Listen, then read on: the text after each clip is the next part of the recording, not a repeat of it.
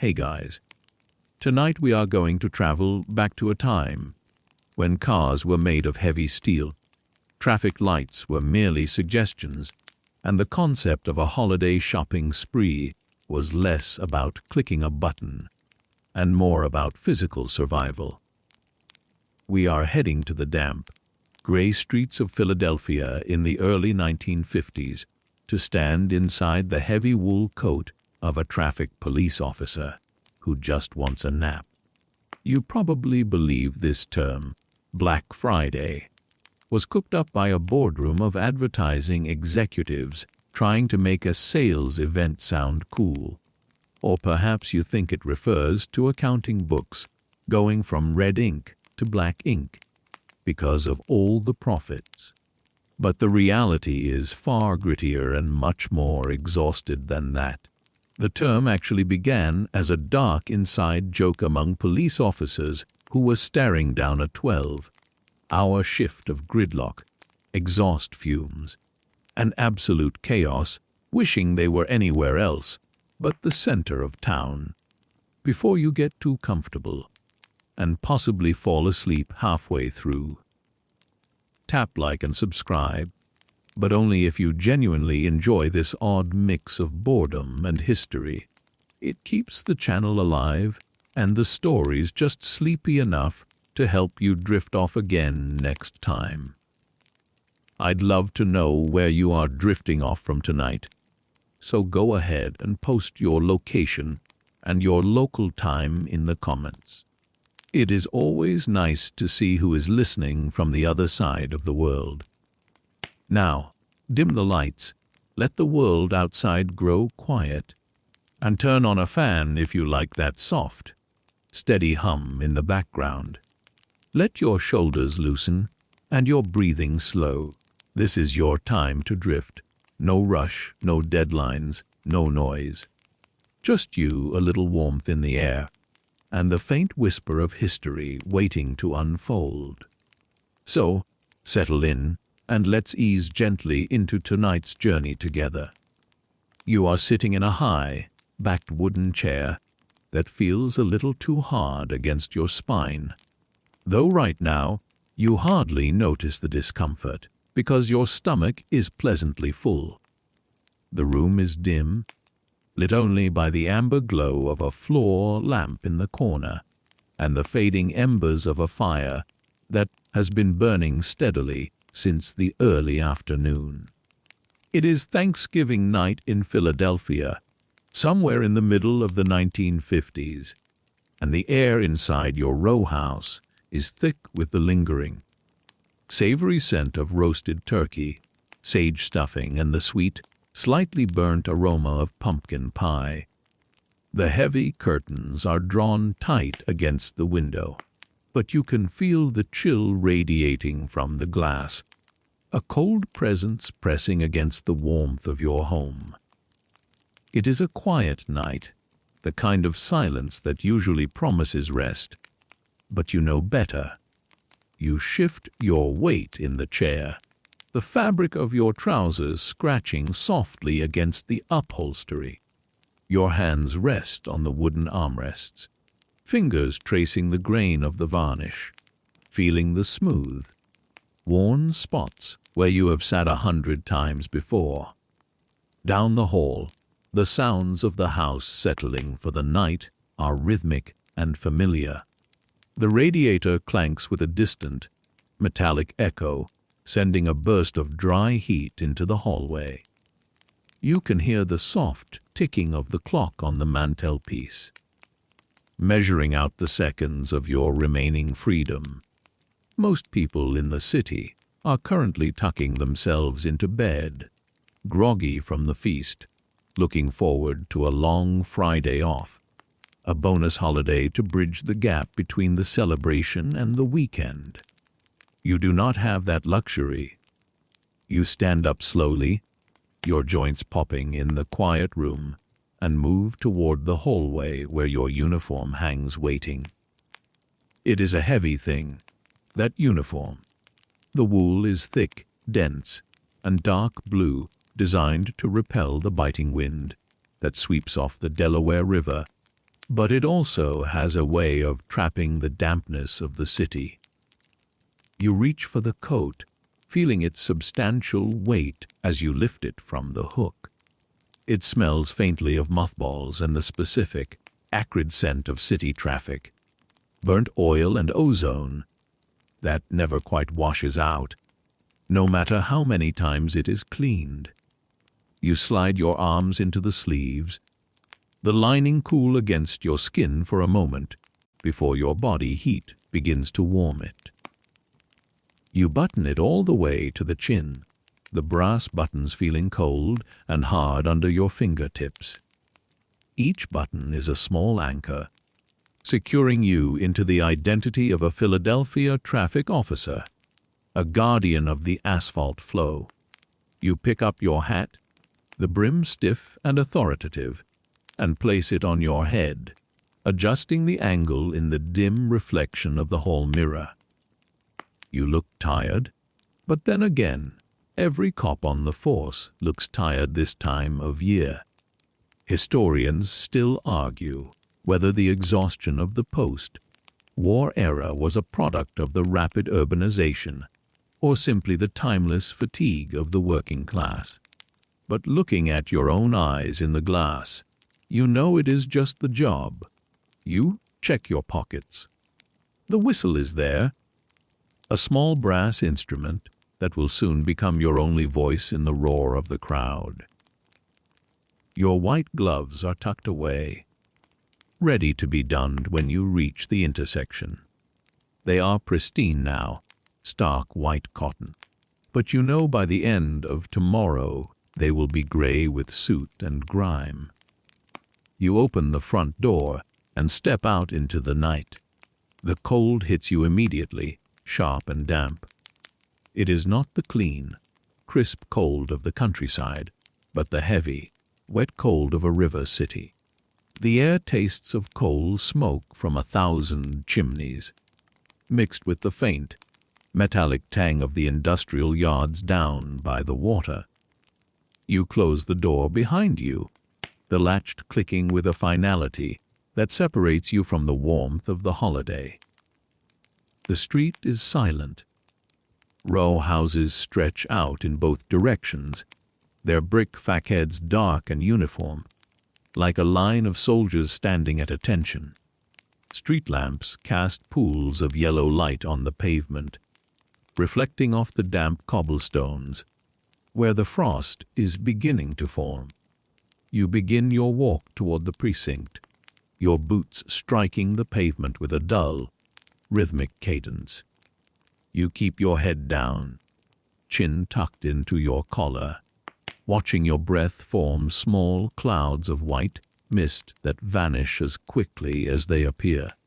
There is a strange beauty to the city when it is this empty. The chaos of the day has been washed away, leaving only the skeleton of the streets. You pass a parked sedan, a massive beast of chrome and steel, its bumper gleaming under the streetlight. Cars these days are getting bigger, heavier and wider. They take up more space on the roads, demanding more room to turn, more room to park. You run a gloved hand along the cold metal of the fender as you pass, feeling the condensation that has gathered there. It is a peaceful moment, but it is a deceptive one. You turn the corner onto a wider avenue, and the wind picks up, channeling down the canyon created by the taller buildings. You can see the skyline in the distance, the silhouette of City Hall with its statue of William Penn, watching over the sleeping metropolis. It looks serene from here, a postcard image of civic order. But you know what is coming. You can feel it in the air, a tension that hangs over the city like a low-pressure system. Tomorrow is not just Friday. It is the day after Thanksgiving, which means the start of the Christmas shopping season. But in Philadelphia, it is more than just shopping. It is the annual Army-Navy football game this weekend. The city is about to be invaded. Thousands of tourists Suburbanites, football fans, and frantic shoppers are currently sleeping in hotels, guest rooms, and homes just outside the city limits, all of them poised to descend on the downtown district the moment the sun comes up. You imagine them like a gathering storm, a tidal wave of humanity and automobiles waiting to crash into the narrow, colonial streets that were never designed to handle them. You walk past a department store window, the glass dark but the display inside vaguely visible in the street lamps' glow.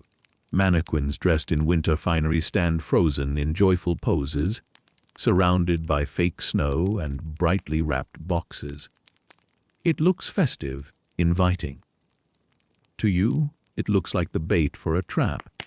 You reach the precinct station, a sturdy brick building that smells of stale coffee, floor wax, and wet wool. The atmosphere inside is subdued. Usually, there is a bit of banter, a few jokes traded between shifts, but tonight the mood is heavy. The desk sergeant nods at you as you sign in, his face grim. He knows. Everyone knows.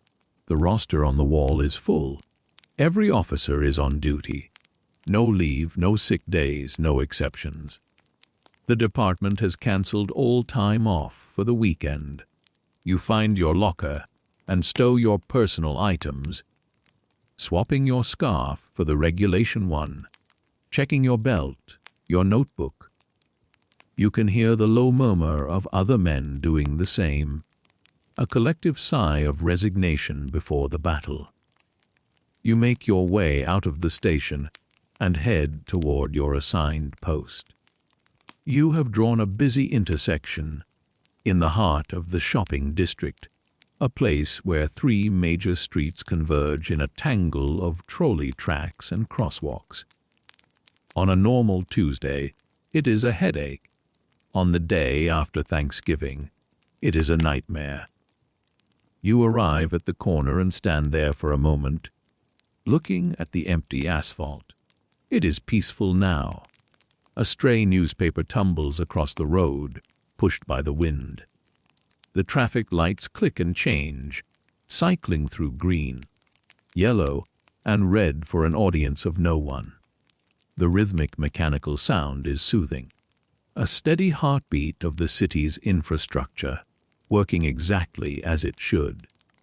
You step up onto the small wooden box in the center of the intersection, the perch from which you will conduct the orchestra of chaos. The wood is worn smooth by the boots of countless officers before you.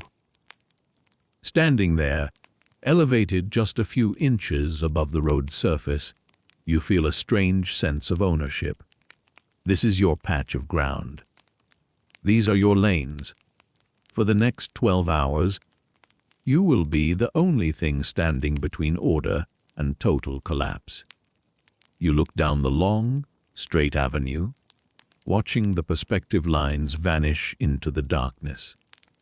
It is hard to imagine that in just a few hours, this empty space will be a solid wall of bumpers and grills. The cold seeps through the soles of your boots, a reminder that standing still is not an option. You stamp your feet gently, trying to keep the circulation moving. You look at your watch. It is still early, technically still Thanksgiving night, but the day is already dead. The transition has begun. You can see the first delivery truck rumbling down the cross street, its headlights cutting through the gloom. It is bringing stock to one of the big department stores, replenishing the shelves for the onslaught. The driver waves tiredly as he passes, and you lift a hand in a slow salute. You are both workers in the machine, keeping the gears turning while the rest of the world sleeps. You think about the history of this city. Philadelphia is old. The streets were laid out for horse-drawn carriages and pedestrians in waistcoats, not for the massive, tail-finned land yachts that Detroit is churning out by the millions. The geometry of the city is fighting against the reality of the modern age. The lanes are too narrow, the corners too tight. And yet, people keep bringing their cars here, squeezing them into spaces that simply do not exist. It is a physics problem with no solution, and you are the one expected to solve it. The silence of the night is deepening, a heavy blanket that muffles the distant sounds of the river. You take a deep breath, tasting the damp air. There is a smell of approaching snow, a crispness that suggests the temperature is going to drop further before dawn. You adjust your collar, pulling it tighter against your neck. You find yourself wishing you were back in that wooden chair, dozing by the fire. But there is a certain pride in being here, too. You are the sentinel. You are the one watching over the sleeping city. As you stand there, you notice the lights in the department store windows beginning to flicker on, one by one. The window dressers are working late, making final adjustments to the displays. A mechanical Santa Claus waves stiffly from behind the glass, his painted smile unchangeable and eerily cheerful in the desolate street. You watch him for a while, the only other moving thing in your line of sight. It feels absurd, this commercial pageantry happening in the dead of night. You wonder if the shoppers, who will stare at that Santa tomorrow, have any idea of the quiet effort that goes into preparing their spectacle. You pace the perimeter of your intersection, checking the sight lines. You look for anything that might cause a snag. A pothole, a pile of wet leaves, a poorly parked delivery van. You need every inch of asphalt to be clear. You move a trash can that has drifted into the gutter, dragging it back onto the sidewalk. The metal scrapes loudly against the stone, a harsh sound that echoes off the building facades. You wince, feeling like you have disturbed a library. The city demands silence tonight. You return to your post and lean against the traffic signal pole. The metal is freezing, sucking the heat right out of your shoulder. But you stay there for a moment, grounding yourself. You close your eyes and listen. You can hear the hum of the city's electrical grid, the distant wail of a tugboat on the river, the hiss of steam escaping from a manhole cover nearby. These are the sounds of the city at rest. It is rare to hear them so clearly. Usually, they are drowned out by the roar of engines and the blare of horns. You cherish this moment of auditory clarity. It is the calm before the storm. Historians often overlook the sensory experience of the past, focusing on dates and treaties rather than the feeling of wool on skin or the sound of silence in a major metropolis. But for you, standing there in the dark, history is tactile. It is the rough texture of the brick wall behind you, the slick dampness of the road, the stiff leather of your belt. It is the physical reality of a city that is about to wake up and scream. You think about the term that will soon come to define this day. It hasn't fully taken hold yet, not in the public consciousness. To the shoppers, tomorrow is just a busy day. To the store owners, it is a gold mine. But to you and the men in the precinct, it is something else. You have heard the phrase muttered in the locker room, spoken with a grimace. Black Friday. It feels appropriate tonight. The sky is black, the asphalt is black, the mood is black. It isn't a celebration. It is a funeral for peace and quiet. A patrol car cruises slowly past, the officer inside giving you a brief nod. He looks as wary as you feel. He is on the roaming beat, checking alleyways and store fronts. making sure everything is secure. You watch his taillights fade into the distance, two red eyes disappearing into the fog. You are alone again. The isolation is almost absolute. It is strange to feel so lonely in the middle of a city of 2 million people. But that is the nature of the night shift. You are a ghost haunting the infrastructure. You check your pocket watch. The hands are moving relentlessly forward. Midnight is approaching. The barrier between Thursday and Friday is thinning. You can almost feel the vibration of the approaching cars, a tremor in the ground that signals the end of the truce. You take a moment to stretch your back, twisting your torso to work out the stiffness. You need to be loose. Tomorrow you will be waving your arms for hours on end, blowing that whistle until your lungs burn. You are an athlete of traffic, and tomorrow is the Olympics. The wind shifts, blowing a piece of discarded wrapping paper across the intersection. It dances over the cobblestones, a colorful remnant of a gift already opened. You watch it tumble until it catches on a drain grate. It is a small reminder that the holiday is over. The giving of thanks is done. Now comes the taking. The contrast between the gratitude of Thursday and the greed of Friday feels sharp tonight.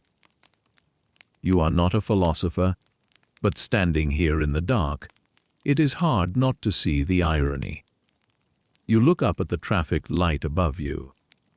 It clicks from red to green, a green light for an empty street. It feels like an invitation, a beckoning hand waving forward a phantom procession. You imagine the cars that will be here in 8 hours. The Packards, the Studebakers, the Fords. They will be bumper to bumper, engines idling, exhaust pipes spewing gray smoke into the cold air. The noise will be deafening. The frustration will be palpable. But for now, the green light shines on nothing but wet stones. You decide to walk the length of the block, just to keep the blood moving in your legs. You pass a diner that is closed for the night, the stools inside upturned on the counter. A single light bulb burns in the kitchen, casting long shadows across the checkered floor. You can see the coffee urns gleaming in the semi-darkness. You would kill for a cup of hot coffee right now, but nothing is open. The city is sealed tight. You are cut off from the comforts of civilization, even as you stand in its center. As you reach the end of the block, you pause to look down a side street. It is narrower here, the buildings leaning in closer together. The shadows are deeper. This is the old city, the part that remembers horses and gas lamps. It feels timeless, indifferent to the modern chaos that is about to descend.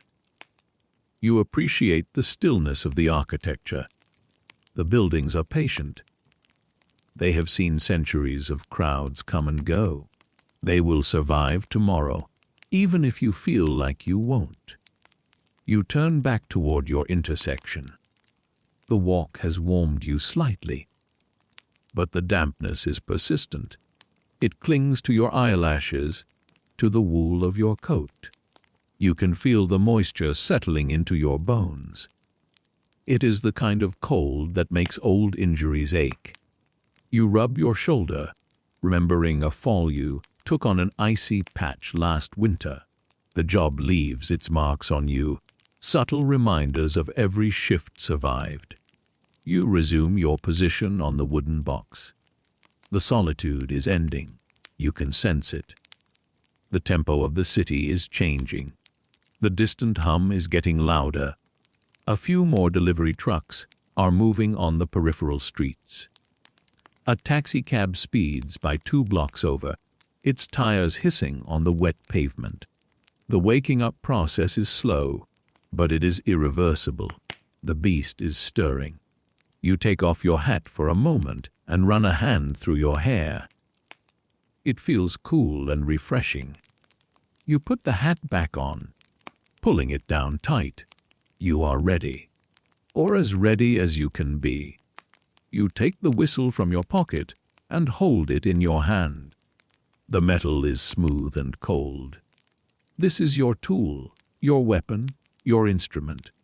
Tomorrow, you will blow it until you can't hear yourself think. But right now, you just hold it, a silent talisman in the quiet night. You look up at the sky.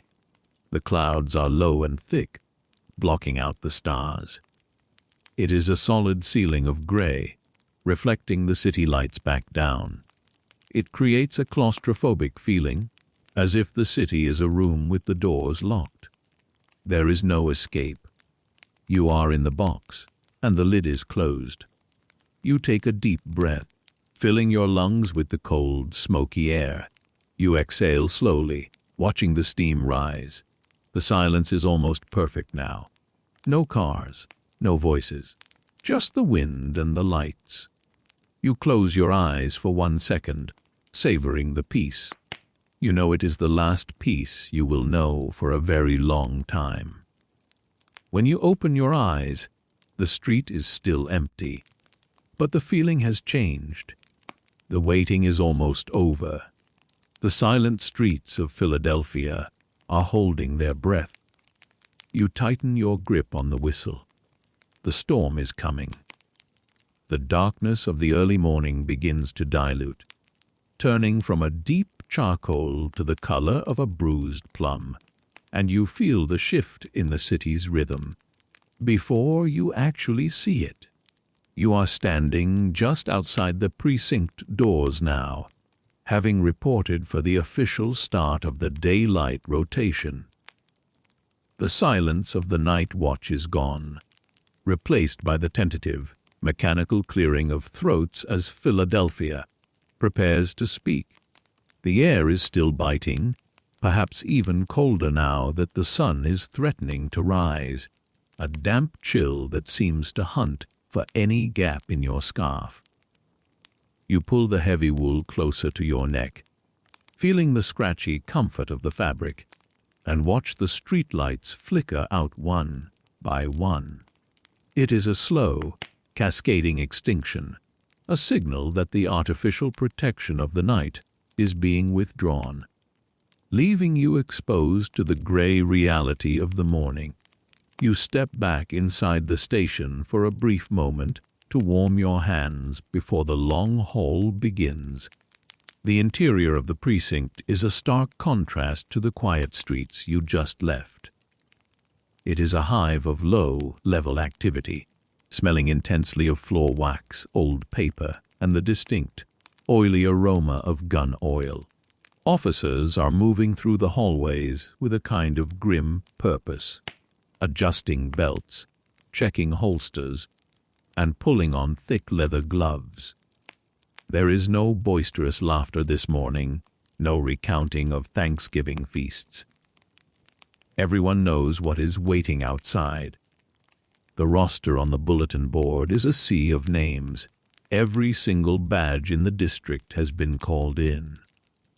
You glance at the schedule, seeing your own name typed there in frantic, smudged ink, a small cog in a machine that is about to be tested to its breaking point. You move to the urn in the corner of the squad room, pouring a cup of coffee that looks more like engine sludge than a beverage.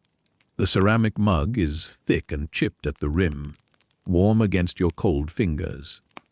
You take a sip, and the bitter, scalded taste wakes up your senses more effectively than the caffeine itself.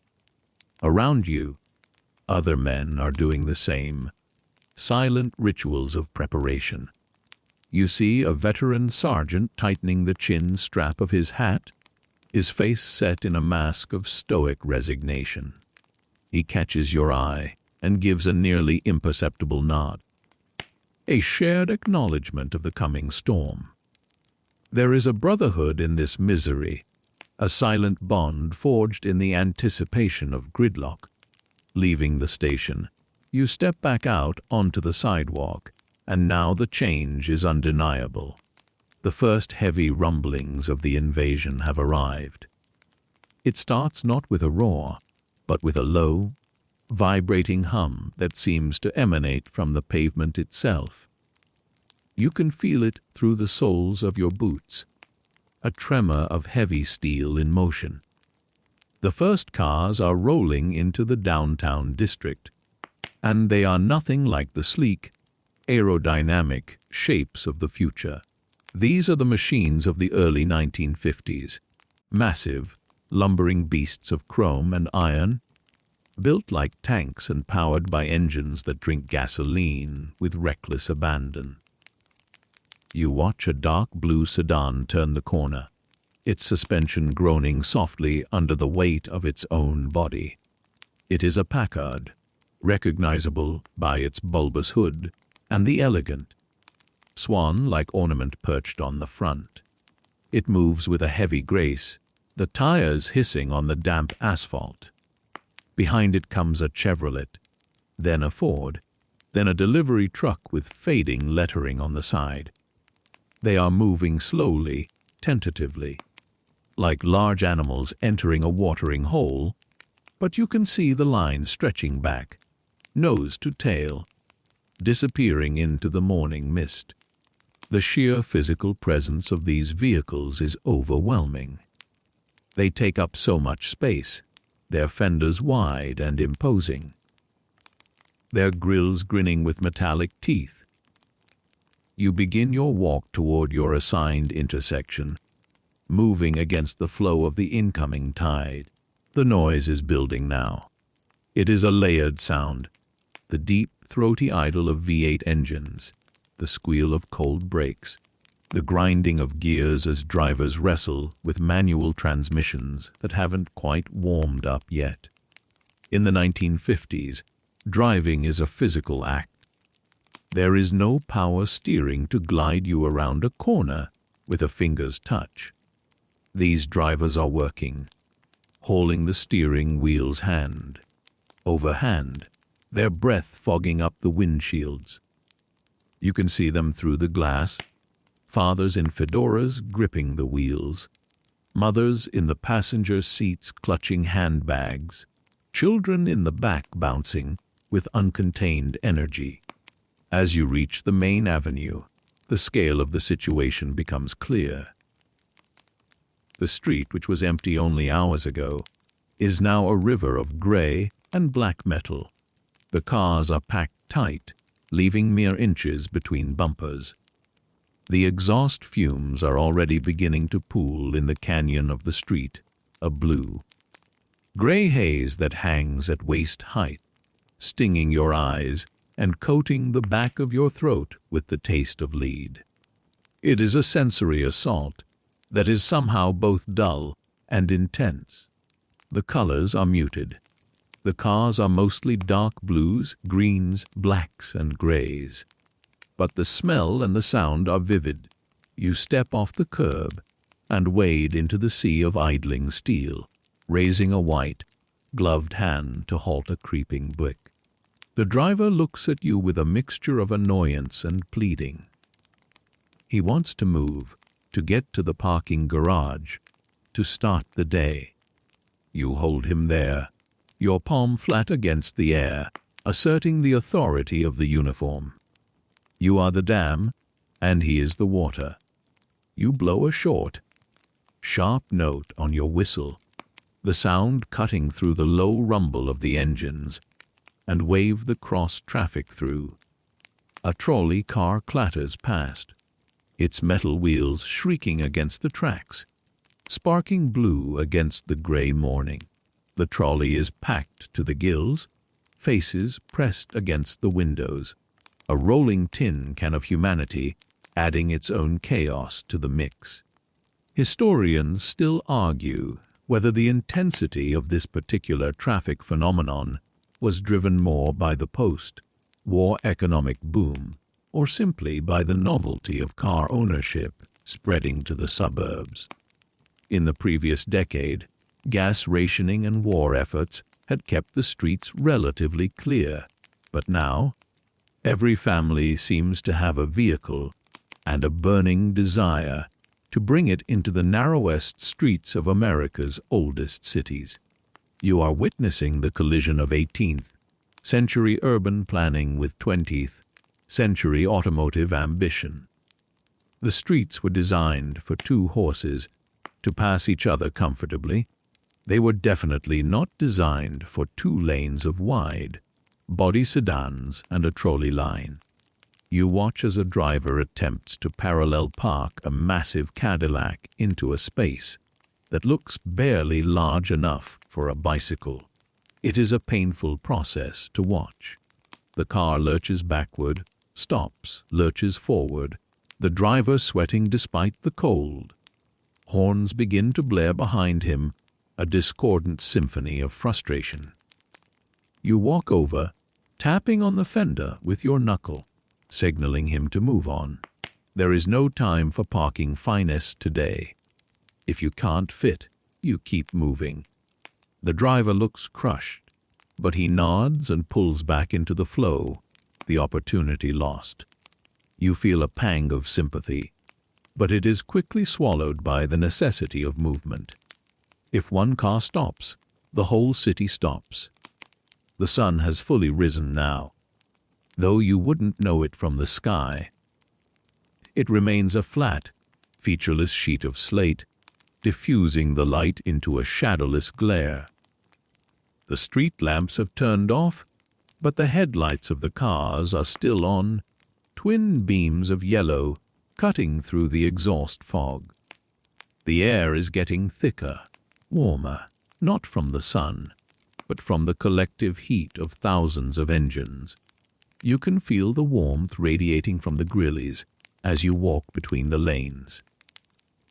It is a strange, mechanical microclimate you are living in, a heat generated by friction and combustion. You take up your post in the center of the junction, reclaiming the wooden box you abandoned in the night.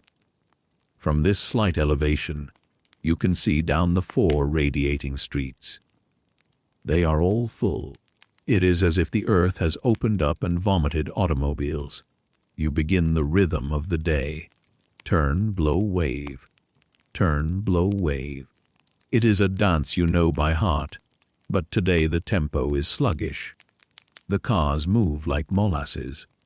You wave a line of traffic forward, and they inch along, a chain of metal links dragging heavily. You stop them and turn to the other street, waving the next group.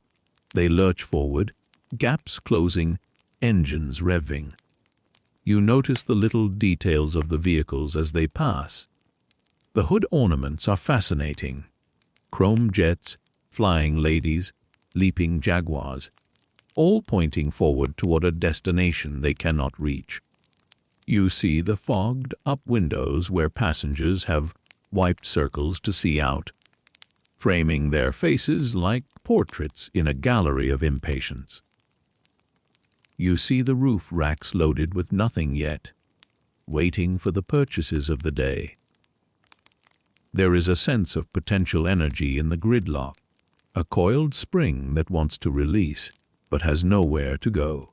One quirky detail you have always noticed about these winter shifts is the smell of the car heaters.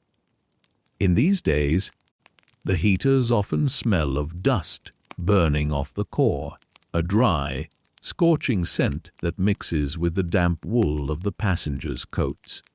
When a window rolls down to ask you a question, that blast of hot, stale air hits you in the face, carrying with it the smell of cigarettes and peppermint candy. It is the smell of the American holiday road trip, condensed into a city block. "Officer, where's the garage for gimbals?" A man shouts from a rolled-down window. You point vaguely to the left, not breaking your rhythm. He can't get there anyway. The line for the garage probably starts 3 blocks back. He nods and rolls the window up, sealing himself back into his warm, steel capsule. You envy him for a second. He has a heater and a seat. You have the wooden box and the wind. The sheer weight of the traffic is starting to compress the intersection. Cars are pushing into the crosswalks, their bumpers encroaching on the pedestrian space. You step down from your box and walk to the front of a delivery truck that has nosed too far forward. You place your hand on the warm radiator grill, a gentle but firm physical barrier. The truck shudders under your palm, the engine idling roughly. The driver looks down at you from his high cab, shrugging apologetically. You motion him back, though you know he has nowhere to go. It is a game of inches now. The noise is becoming a constant, drone-like pressure in your ears. It isn't just the engines. It is the sound of thousands of tires on wet pavement, a squishing, sucking sound that never stops. It is the rattle of loose tailpipes, the squeak of wiper blades on dry glass, the thrum of the trolley wires overhead. It blends into a white noise that wraps around your thoughts, making it hard to focus on anything but the immediate movement of the metal in front of you. You find yourself entering a trance state, your arms moving automatically, your whistle blowing without conscious thought. You look down at your gloves. They are already starting to show the faint gray streaks of soot. The air is dirty, heavy with particulate matter. In the 1950s, the concern for clean air is distant. Smoke is seen as a sign of industry and activity. But down here at street level, it is just dirt. You brush your hands together, a futile gesture to stay clean, and turn to face the next wave. A gap opens up in the traffic, a rare breathing space, and you see a group of pedestrians scurrying across the street. They look small and fragile among the hulking cars. Ladies in long coats with fur collars, men in trench coats, children bundled up until they can barely bend their arms. They are dodging the bumpers, skipping over puddles, their eyes fixed on the department store entrances like pilgrims sighting a shrine. You blow your whistle to hold a turning taxi, giving them safe passage. They don't look at you. Their eyes are on the prize. To them, you are just part of the street furniture, as functional and invisible as the traffic light. The traffic light itself is struggling to keep order. The cycle seems too fast for the volume of cars. Green lights turn to yellow before the line has barely moved. Red lights halt cars that are already stuck in the middle of the intersection. You have to override the machine, ignoring the signals and directing traffic by eye and instinct. You are the logic board now. You decide who moves and who waits. It is a heavy responsibility, playing God with thousands of tons of steel. You feel a drop of rain hit your cheek. Just one, cold and startling. You look up, but the sky is the same impenetrable gray.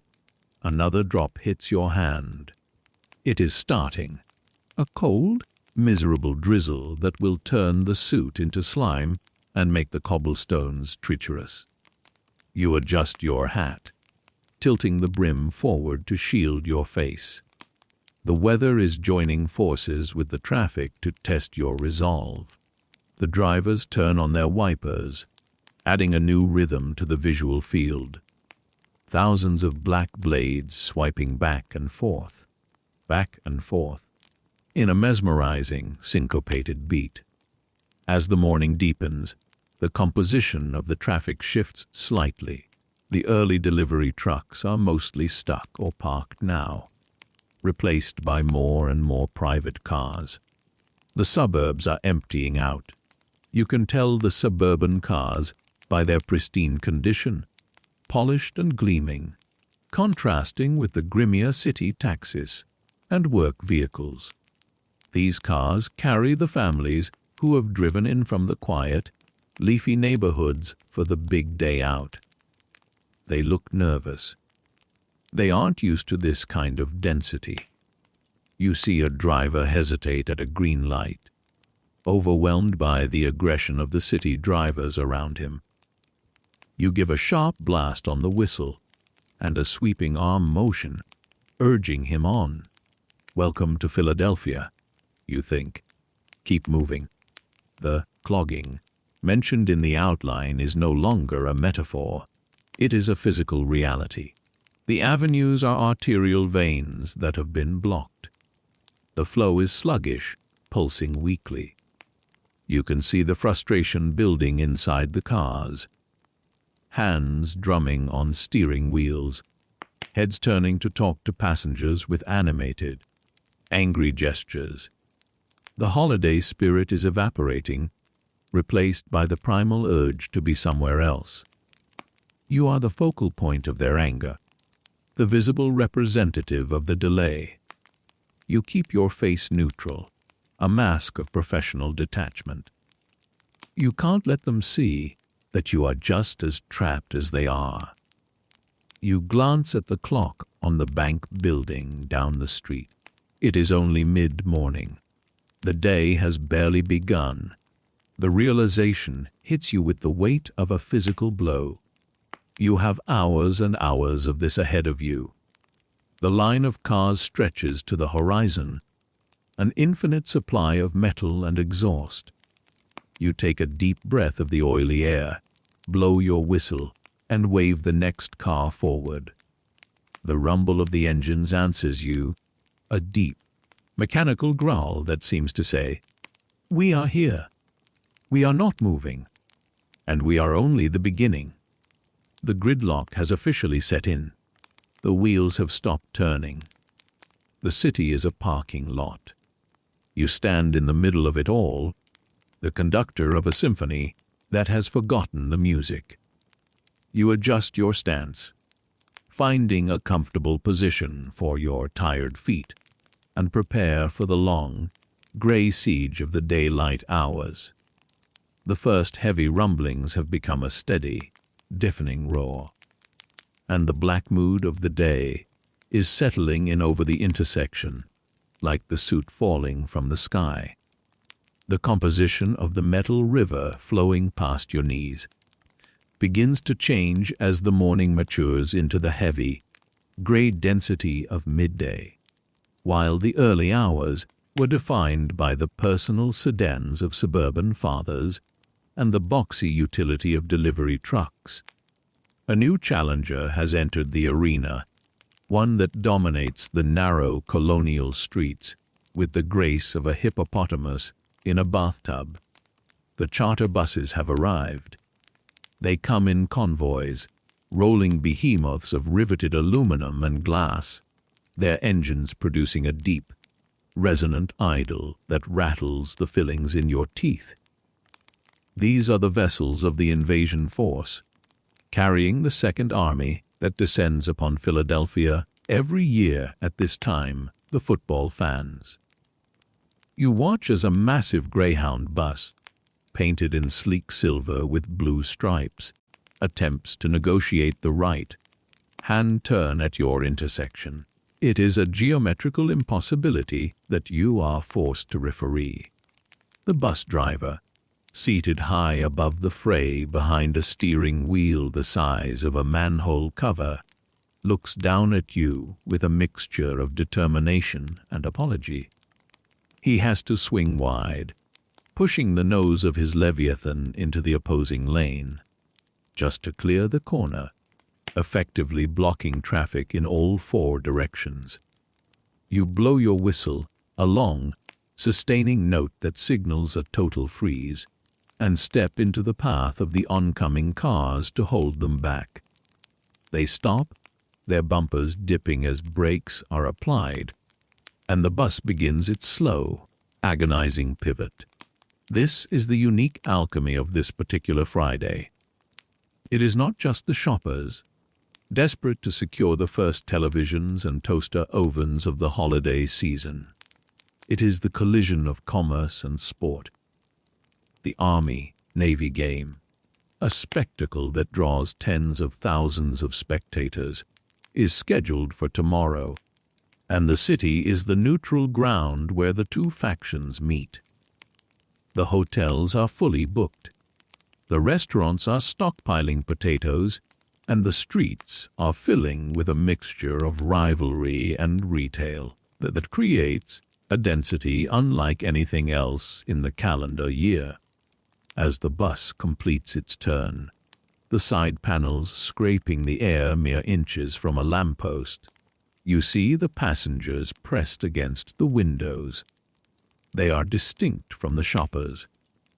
The shoppers look anxious, their eyes darting toward storefronts, mentally calculating discounts and inventory.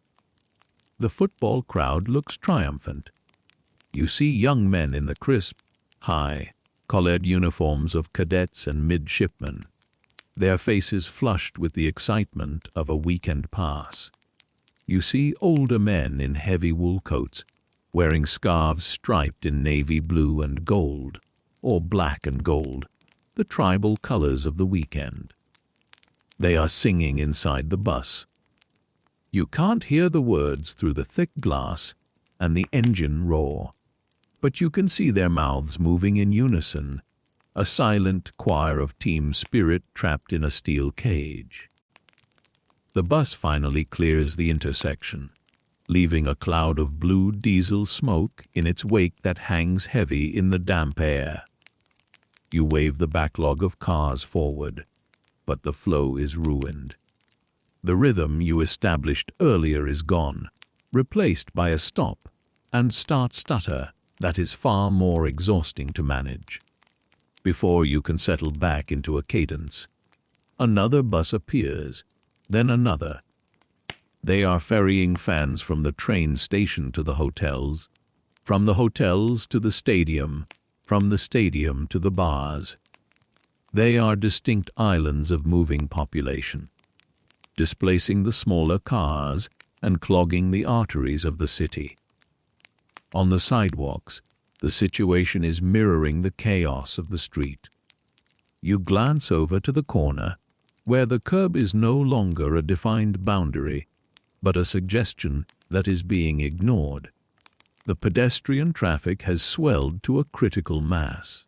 Historians and sociologists often debate whether the sheer volume of people in mid-century urban centers actually changed the way cities were designed, or if the cities simply broke under the pressure until the suburbs offered a release valve. Watching the crowd today, you feel like you are witnessing the breaking point. The sidewalk is simply not wide enough for the ambition of the American consumer and the American sports fan combined. You see a group of shoppers, laden with the first spoils of the day, struggling to navigate upstream against a current of Navy fans. The shoppers are carrying large, awkward boxes wrapped in brown paper and twine, dollhouses, train sets, heavy woolen coats. They move with the desperate, focused energy of people on a mission. The fans, on the other hand, are strolling.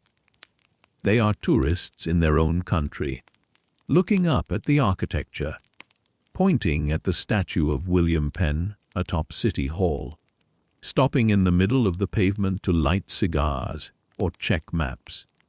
The two speeds do not mix.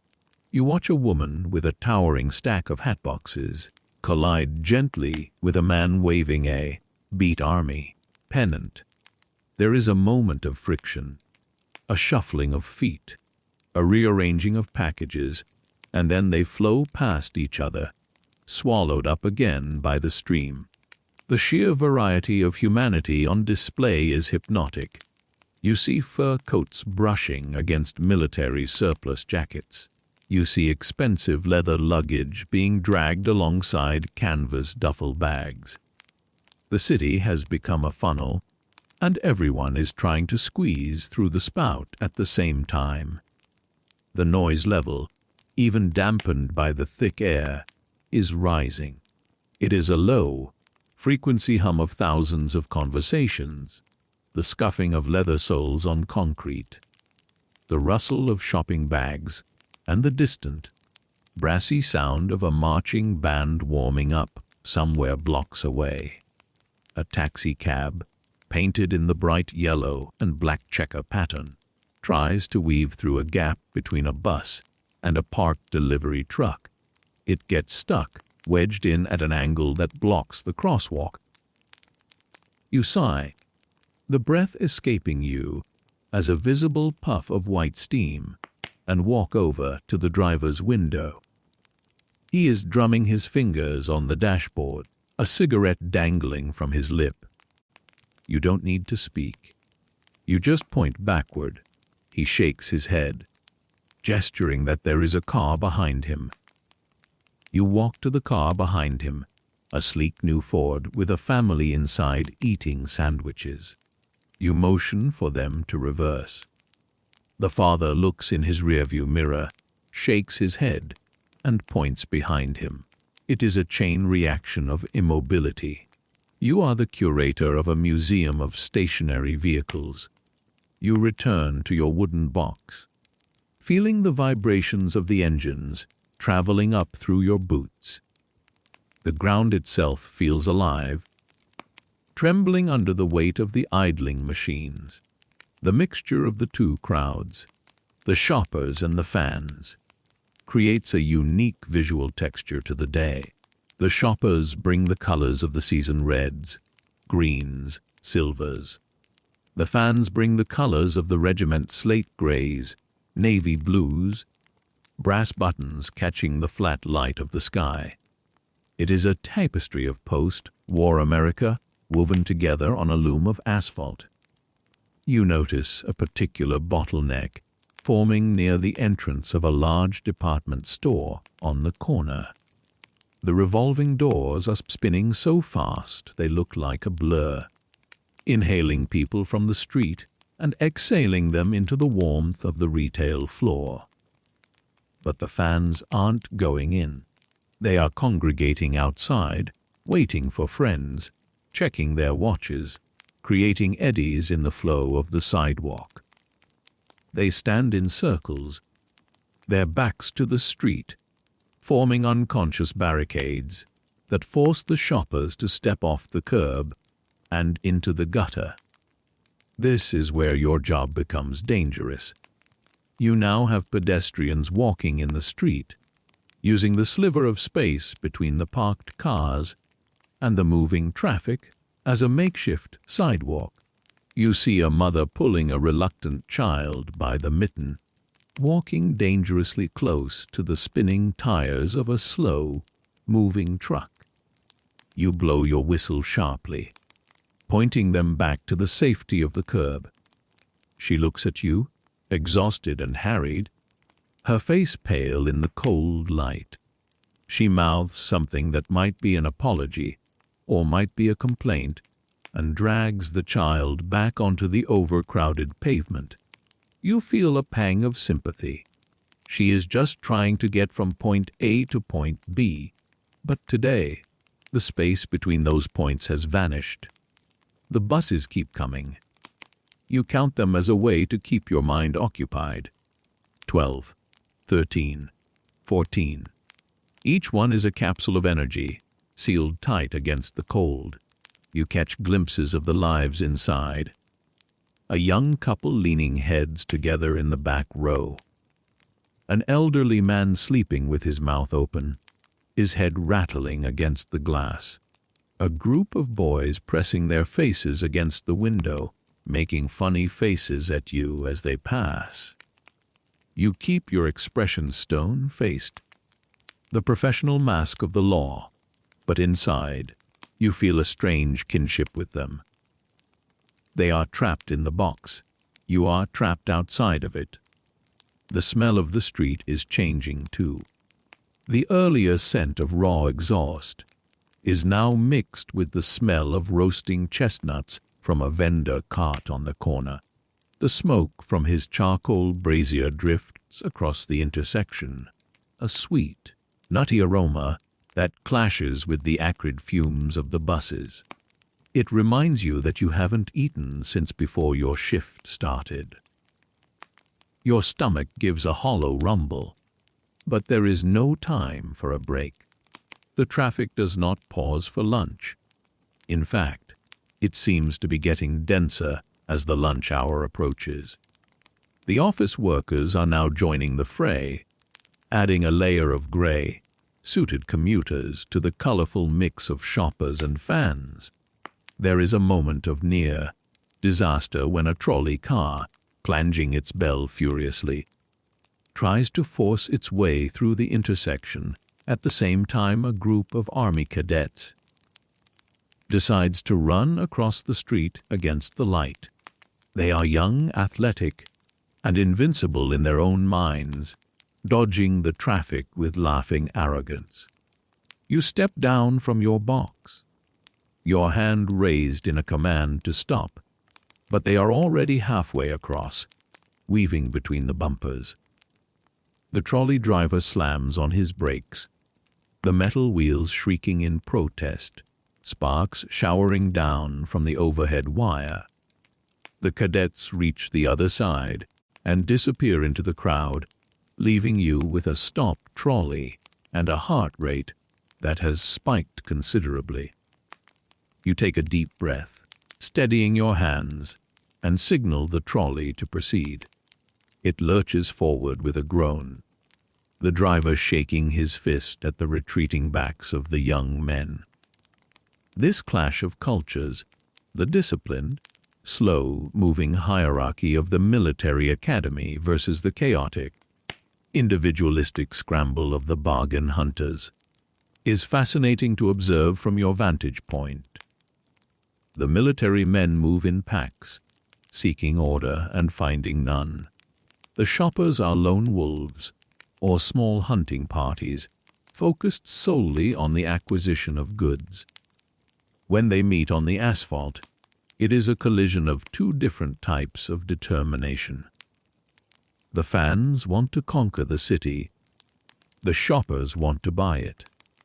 And you, the traffic officer, are the referee who has to make sure they don't kill each other in the process. You watch a particularly large bus, painted with the slogan, "Go Navy," in whitewash on the windows, try to navigate a lane that is clearly blocked by a double-parked delivery truck. The truck driver is nowhere to be seen, likely deep inside a building making a delivery. The bus driver leans on his horn, a deafening blast that echoes off the canyon walls of the buildings. It is a sound of pure frustration. People on the sidewalk cover their ears. Pigeons take flight from the ledges above, circling in the gray sky before settling back down. The horn blasts again. You walk over to the truck, peering into the cab, empty. You look at the bus driver and shrug. There is nothing you can do. You can't lift the truck. The bus will have to wait. The traffic behind the bus begins to back up, a snake recoiling on itself. The mood in the street is shifting from anticipation to irritation. The novelty of the big weekend is wearing off, replaced by the reality of the cold and the delay. You see it in the faces of the drivers. The smiles are gone. The polite waves are gone. Now, it is just grim stares and aggressive creeping forward whenever a gap of 6 inches appears. A man in a convertible, top up and windows fogged, is gesturing wildly at you, pointing at his watch. You ignore him. You are not the keeper of time. You are the keeper of space, and you have run out of inventory. A sudden gust of wind sweeps down the avenue, carrying with it a flurry of discarded flyers and newspapers.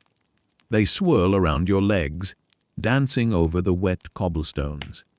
One catches on the bumper of a stopped car, an advertisement for a sale on winter coats.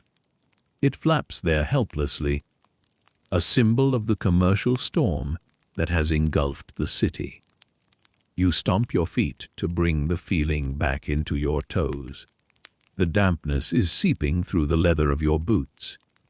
You fantasize about a fresh pair of dry socks, warm and thick. It is a small dream, but it is all you have right now. As the afternoon wears on, the light begins to change subtly, the gray sky darkening a shade as the sun moves behind the taller buildings. The shadows in the street lengthen, stretching out from the tires of the cars like pools of oil. The neon signs on the theaters and restaurants begin to flicker on, their buzz adding to the ambient noise. The red and green of the traffic lights seem to grow brighter, cutting through the gloom with more authority. The transition from day to gridlock to evening chaos is beginning, but the volume of traffic shows no sign of decreasing. You see a group of midshipmen standing on the corner, looking lost. They are holding a map, turning it this way and that, trying to orient themselves in the sea of metal. A local woman, burdened with 3 large shopping bags, stops to help them. She points a gloved finger down the street, giving directions. The young men nod, tipping their caps in a gesture of old-world politeness. It is a brief moment of connection in the madness, a reminder that underneath the frustration, there is still a city of people trying to coexist. Then the light changes, the woman hurries across the street, and the moment is gone. The buses are now a permanent fixture of the landscape.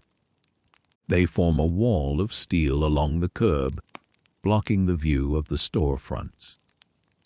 The pedestrians have to weave between them to get to the shops. It creates a tunnel effect on the sidewalk, a dark, crowded corridor sandwiched between the buildings and the buses. You can imagine the claustrophobia down there. Out here in the intersection, you have space, but you are exposed. Down there, they are sheltered, but they are crushed. You find yourself watching the wheels of the buses as they turn slowly, grinding the grit of the road into the pavement. The tires are massive, tall as a man's waist, with deep treads designed for highway miles, not city inches. They look out of place on the delicate cobblestones of the old district. You wonder if the streets will ever be the same after this weekend. The sheer weight of the traffic must be shifting the stones, settling the foundations. The city is groaning under the load. A police horse and rider trot past on the cross street, the horse's hooves clattering loudly. The animal looks skittish, its eyes wide, nostrils flaring at the smell of the diesel fumes. The mounted officer pats the horse's neck, calming it. Even the animals can feel the tension. This is not a natural environment for anything living. It is a machine world today. You watch them disappear into the throng, the horse's tail swishing nervously. The clash of the two crowds, the shoppers and the fans, is settling into a stalemate. Neither side is winning. The shoppers can't move fast enough to buy everything they want. The fans can't move fast enough to see everything they want. They are all stuck in the same gelatinous medium of traffic. You are the churn, the spoon that keeps stirring the pot, preventing it from solidifying completely. But your arm is getting tired. The whistle feels heavy in your mouth. The cold is a weight on your shoulders. You look down the long avenue, past the rows of buses, past the tangled sedans, past the sea of bobbing hats on the sidewalk. It stretches on forever, a river of congestion with no outlet. You realize that you are not just directing traffic, you are witnessing a cultural shift. The old way of using the city, the leisurely stroll, the polite drive, is dead. This is the new way: mass mobilization, maximum density, total saturation. The army, navy game, and the shopping spree have combined to create a perfect storm of humanity, and you are standing in the eye of it, watching the buses and the sedans tangle together in a slow motion wrestling match that has no winner. The vibration of the heavy engines seems to have synchronized now, a pulsing throb that resonates in your chest. The air is thick, the light is dim, and the noise is a constant, muddled roar. You raise your hand to stop a lane of traffic, and for a moment, you catch the eye of a passenger in a bus window, a young boy wearing an oversized navy cap. He waves at you, a small, tired movement of his hand. You nod back, a tiny gesture of acknowledgement from one prisoner of the street to another. The bus lurches forward, blocking your view, and you are left staring at the riveted metal panel of the engine compartment, breathing in the heat and the smoke, ready to do it all over again for the next 1,000 cars. You are now an island. The wooden crate beneath your boots has ceased to be a simple piece of municipal equipment and has become the only solid ground in a rising tide of steel. From your vantage point in the center of the intersection, the view in every direction is identical: a solid, interlocking wall of chrome, glass, and painted metal that stretches away into the smoky distance until it blurs with the gray horizon. The term traffic flow has become a cruel oxymoron. There is no flow here, only a vibrating stagnation. You are standing amidst an endless river of steel that has frozen solid, not from the cold, but from sheer, overwhelming excess. The sheer scale of the automobiles surrounding you is something that future generations will struggle to comprehend. These are not the compact, plastic, bumpered commuter pods of later decades. These are the dreadnoughts of the highway, machines built with an abundance of iron and an absolute disregard for aerodynamics. To your left is a book roadmaster, a vehicle so wide it seems to occupy a lane and a half all by itself. Its massive grille grinning with heavy vertical teeth that look capable of chewing through concrete. To your right is a Lincoln, long and black like a hearse, its fenders sweeping back in elegant, superfluous curves that add nothing to its speed, but everything to its presence. You feel small standing between them. If the drivers were to open their doors simultaneously, you would be crushed like a tin soldier. The air around you has taken on a physical weight. It is no longer just cold and damp. It is thick with the specific, sweet, and sour perfume of the 1950s leaded gasoline exhaust. It hangs in a blue haze at waist level, a persistent fog that refuses to lift, because there is no wind strong enough to penetrate the canyon of cars. You can taste it on your lips, a metallic tang that mixes with the wool fibers of your scarf. Historians still argue whether the aggressive behavior of mid-century city drivers was purely psychological or partially induced by the mild, chronic lead poisoning they inhaled daily in these traffic jams. But standing here, breathing the same air, you can certainly feel a headache tightening its grip behind your eyes.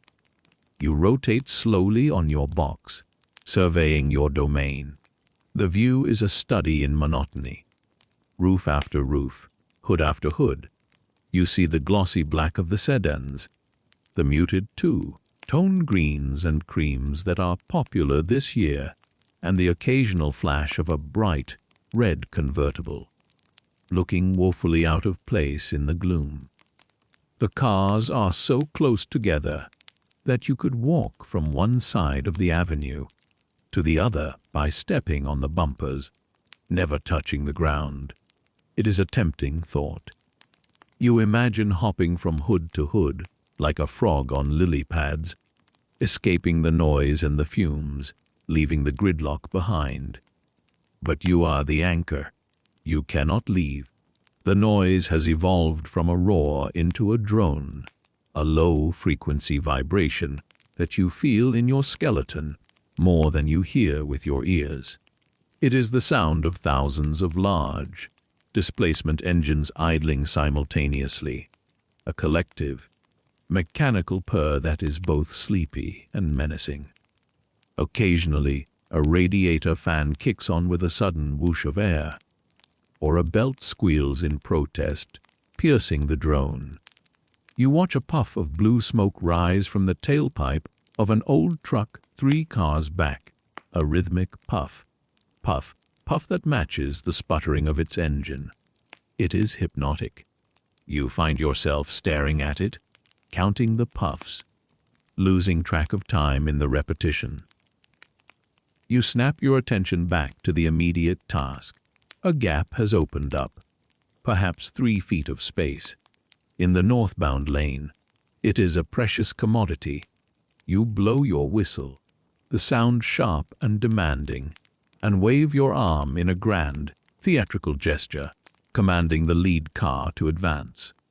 The driver, a man in a gray fedora who looks as if he has aged 5 years since he entered the intersection, reacts slowly. He engages the clutch. The car lurches forward, and he claims the 3 feet of asphalt. You hold up your hand to stop him before he blocks the crosswalk again. He stops. The gap is filled. The river has moved 3 feet. It is a victory, however small. The isolation of your position is strange. You are surrounded by thousands of people, drivers, passengers, pedestrians on the distant sidewalks. Yet you are completely alone. No one speaks to you. They speak at you or about you. You see their lips moving behind the glass. You see them pointing. You are the focal point of their frustration, the visible symbol of the authority that is failing to get them to the department store on time. You maintain a stoic expression, gazing over the roofs of the cars, refusing to make eye contact with the angry faces. If you engage with one, you engage with them all. You must remain a neutral force, a machine of the law. The temperature seems to be dropping as the afternoon drags on, or perhaps it is just your body losing the battle against the damp. The cold seeps up through the wooden box, through the leather soles of your boots, and into your toes. You wiggle them constantly, trying to keep the blood flowing. You shift your weight from one leg to the other, a slow, rocking motion that has become second nature. Your lower back aches with a dull, throbbing pain, the result of standing upright on a hard surface for hours without a break. You think about the chair by the fire again. It seems like a memory from a different life. You notice the details of the cars that pass within inches of your legs. The hood ornaments are like a gallery of modern art. You see a chrome jet plane, streamlined and futuristic, perched on the hood of a car that is moving at 0 miles per hour. You see a stylized Native American chief in Pontiac silver, staring stoically into the bumper of the car ahead. You see the flying lady of a Rolls-Royce, leaning forward into a wind that isn't blowing. These symbols of speed and flight feel ironic in the current circumstances. They promised a future of open roads and velocity. Instead, they are trapped in a cage of their own making. A fringed tidbit of automotive history that you recall from the precinct chatter is that some of these massive front bumpers are actually designed to be somewhat elastic, mounted on springs to absorb minor impacts. You watch as a taxi nudges the car in front of it, a gentle, Metal on metal kiss. The bumper compresses slightly, then rebounds. No damage done. The drivers don't even get out to inspect it. In this density, contact is inevitable. It is a contact sport played at idle speed. You wave a warning finger at the taxi driver, but your heart isn't in it. There is no room for precision driving here. The sky above is a uniform sheet of slate, pressing down on the city. It reflects in the curved metal of the car roofs, turning the street into a river of mercury. The lack of shadows makes the scene feel flat, two-dimensional. It is disorienting. Without the sun to mark the passage of time, you rely on the rhythm of the traffic lights, but even they have lost their meaning. The light turns green, but no one moves. The light turns red, and everyone is still stopped. The mechanical cycle continues, indifferent to the reality on the ground, blinking its commands to an audience that cannot obey. You are the only logic left in the intersection. You watch a family in a station wagon near the curb. The children in the back seat have grown bored. They are fogging up the windows with their breath and drawing pictures in the condensation. One draws a smiley face. Another draws what looks like a tic-tac-toe board. You see the father turn around and say something, likely a warning to settle down. The mother is staring straight ahead, her face blank. They are a capsule of domestic endurance. You wonder how long they have been in that car. An hour. 2. The journey from the suburbs must feel like an expedition to the pole. The sheer mass of metal around you also creates a strange acoustic effect. The sound of the city outside the intersection. The distant sirens, the church bells, the shouts of newsboys, is muffled, blocked by the wall of cars. You are in a sound canyon. All you hear is the engine noise and the occasional blast of a horn. It is a cocoon of industrial sound. You find yourself humming a tune under your breath, just to hear a human sound. It is a slow, mournful tune, something you heard on the radio yesterday. It fits the mood. You spot a dog sitting in the passenger seat of a truck, a large boxer with a droopy face. He is watching you with intense interest, his head cocked to one side. He seems to be the only creature in the intersection who is not annoyed. He is just happy to be out. You give him a quick wink. He barks once, a deep, muffled woof. Behind the glass, it is the highlight of your hour. A brief connection with a fellow observer. The texture of the asphalt beneath the cars is slick with oil and condensation. You can see rainbows forming in the puddles where the oil drips from the idling engines. It is a greasy, treacherous surface. You are careful when you step down from your box to untangle a particularly stubborn knot of traffic. Your boots grip the stone, but you can feel the slipperiness. A fall here would be disastrous. Not because you would be run over. Nothing is moving fast enough for that. But because you would lose your dignity, and dignity is the only thing keeping you warm. You are directing a logging jam, but the logs are made of steel and cost $3,000 each. You have to think several moves ahead. If you let that truck turn left, he will block the box for the southbound lane. But if you don't let him turn, the bus behind him can't move to the stop. It is a constant, three-dimensional puzzle. You make a decision, blow the whistle, and commit. You hold back the southbound lane with a raised palm, defying the green light, and wave the truck through. He grinds his gears, lurches forward, and clears the intersection by inches. The bus moves up. The puzzle shifts.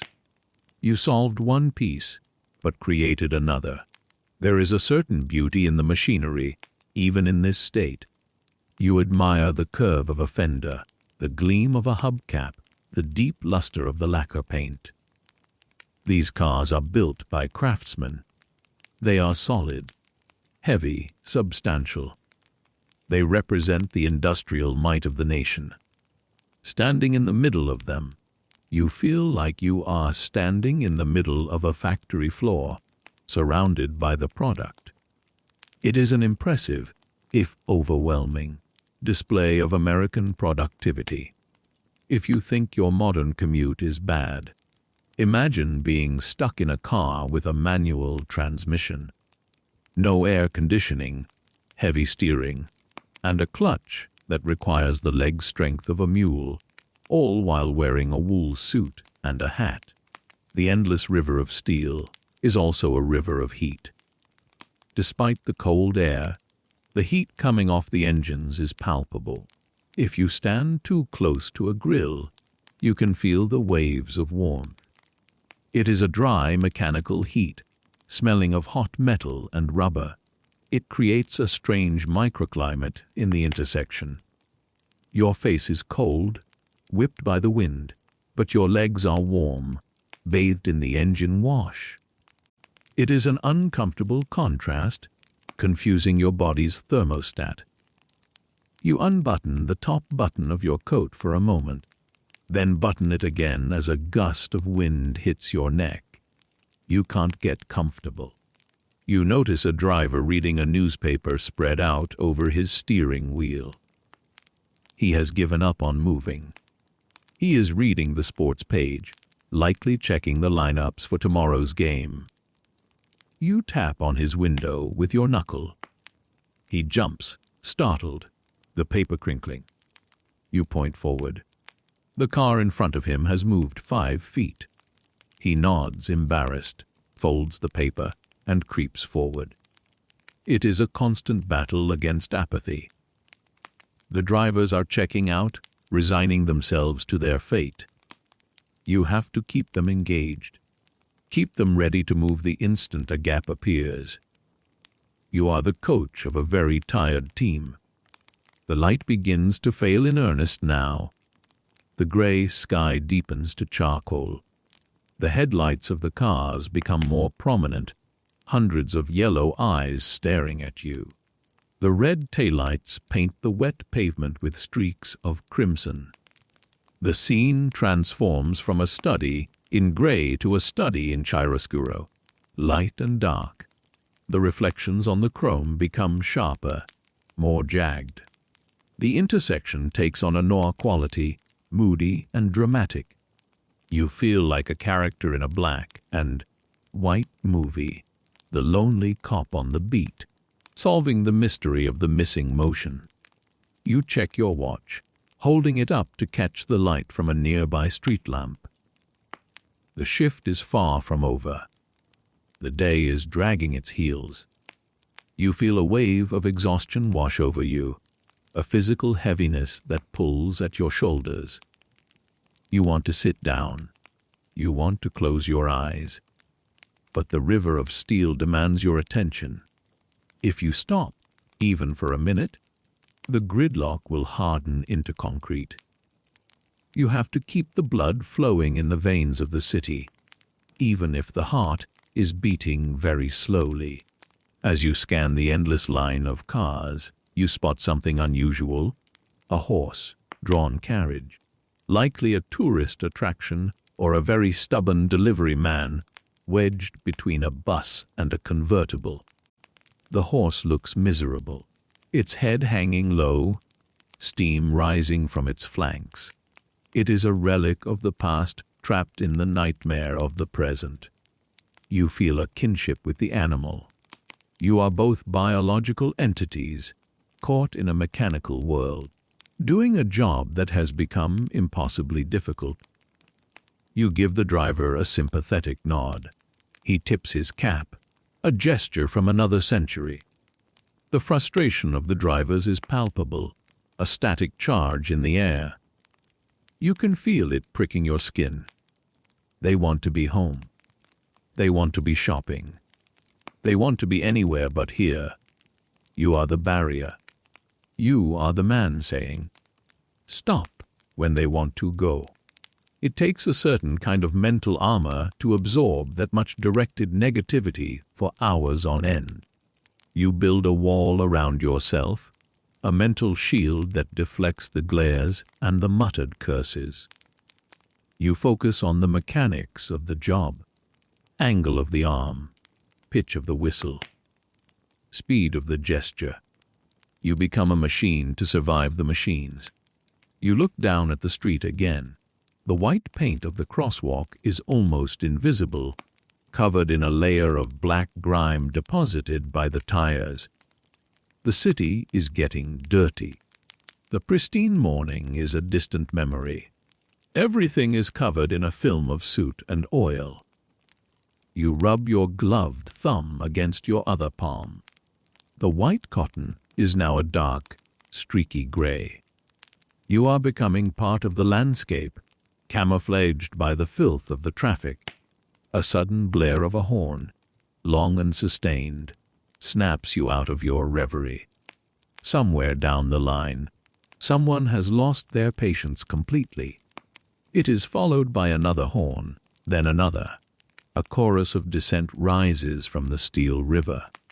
It is a protest song without words, a cacophony of pure annoyance.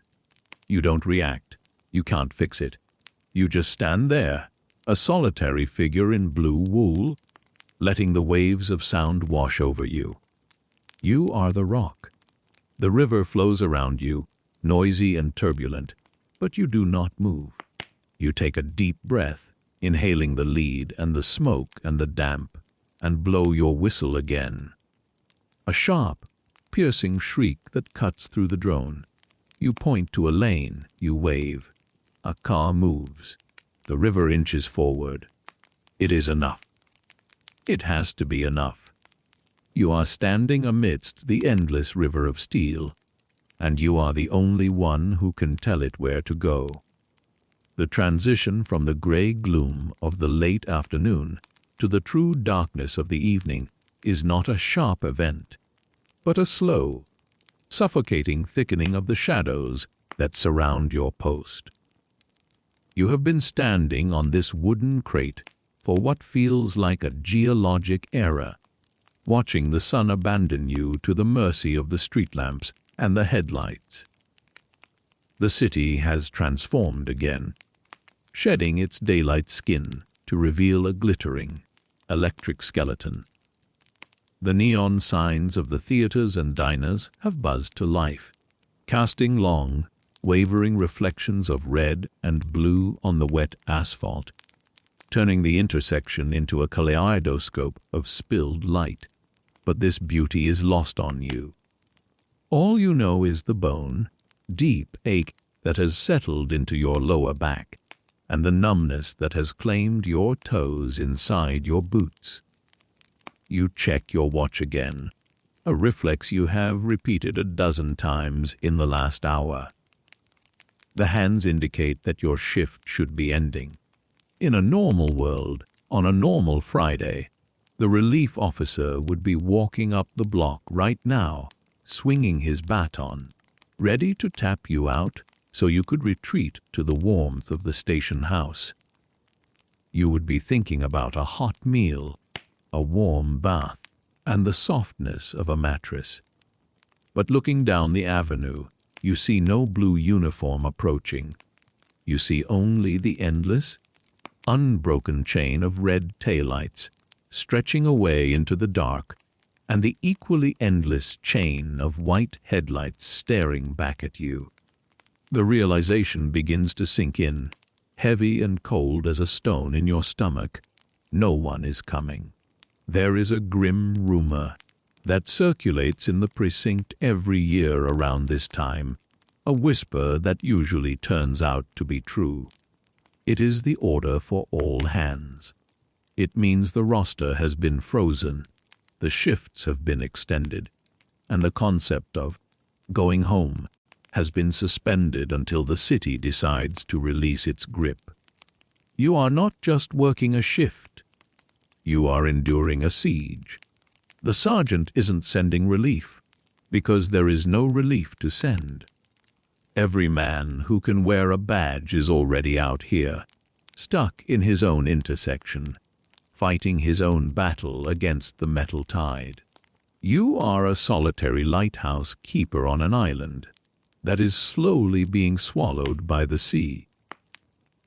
And the boat that is supposed to take you home has been cancelled. You shift your weight from your left foot to your right, a microscopic adjustment that offers a fleeting second of comfort before the pain returns. The cold has found its way through the layers of your uniform, bypassing the wool and the cotton to settle directly into your joints.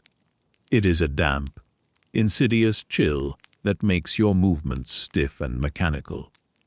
When you raise your arm to signal a stop, your shoulder clicks audibly, a sound you feel rather than hear over the din of the traffic. You are becoming less of a man and more of a rusty automaton, a wind-up toy soldier that has been wound too tight and left running for too long, while the river of cars remains a solid, grinding presence.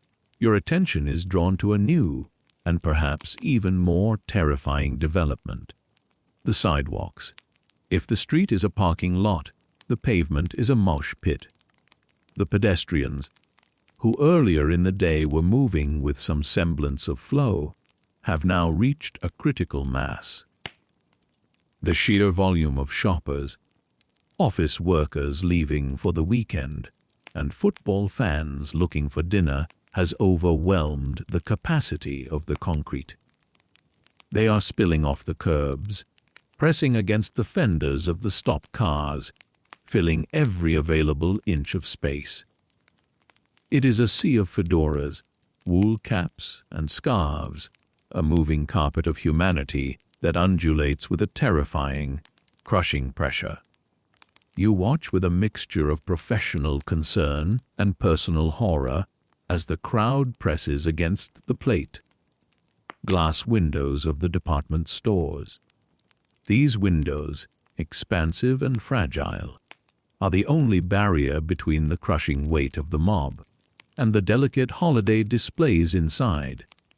You can see the glass flexing slightly, vibrating under the strain of bodies pushed against it. Inside, the mechanical elves and the pristine winter wonderlands seem mockingly peaceful, protected by a transparent shield that looks ready to shatter at any moment. You have heard stories of windows popping out on days like this, of shoppers tumbling into the displays in a shower of glass and mannequins. You pray it doesn't happen on your watch. You cannot leave your post to help. You are tethered to the intersection by the necessity of the traffic. If you leave the center, the knot will tighten instantly, and the city will stroke out. The noise of the crowd has changed too. It is no longer the polite bustle of the morning. It is a low, aggressive roar, a sound of collective impatience and exhaustion. You hear the shouts of people separated from their groups, the crying of children who are tired and cold, the angry bark of men trying to push their way through a wall of coats. It is the sound of a holiday spirit that has curdled into frustration.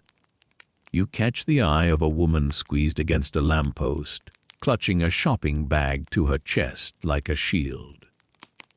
She looks terrified. You want to help her, to clear a path, but you are trapped in your own cage of responsibility. You give her a reassuring nod, but you know it is a hollow gesture. Historians often overlook the sheer physical endurance required of civil servants in the mid-20th century. There were no ergonomic shoes, no thermal performance fabrics, no portable radios to call for backup or vent frustration. You are alone with your whistle and your wits. The isolation is profound. You are surrounded by thousands of people, yet you have never felt more singular. You are the only person in this entire tableau who is not allowed to move, not allowed to shop, not allowed to eat, and not allowed to leave. You are the pin in the map, the fixed point around which the chaos rotates. Hunger begins to gnaw at you, a sharp, cramping sensation that comes in waves. You try to remember what you ate for breakfast. Was it leftover turkey? A slice of toast? It feels like days ago. The smell of the street is taunting you. The exhaust fumes are still there, thick and oily, but now they are mixed with the aroma of hot pretzels from a vendor cart that is hopelessly trapped on the corner. You can smell the coarse salt and the warm dough. You can smell the roasted peanuts, the sugar, the faint scent of coffee drifting from the diner that is packed to the rafters. It is a torture designed specifically for you. You swallow hard, tasting the bitterness of your own empty stomach, and blow your whistle again, the sound weak and breathless.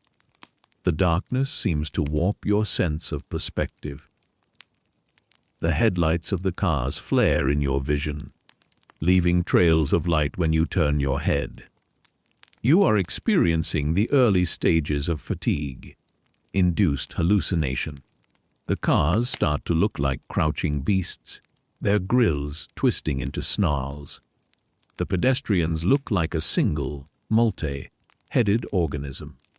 You blink hard, trying to clear the cobwebs from your mind.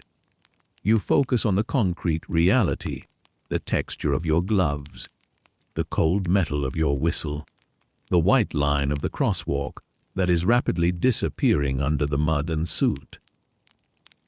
Ground yourself. Stay present.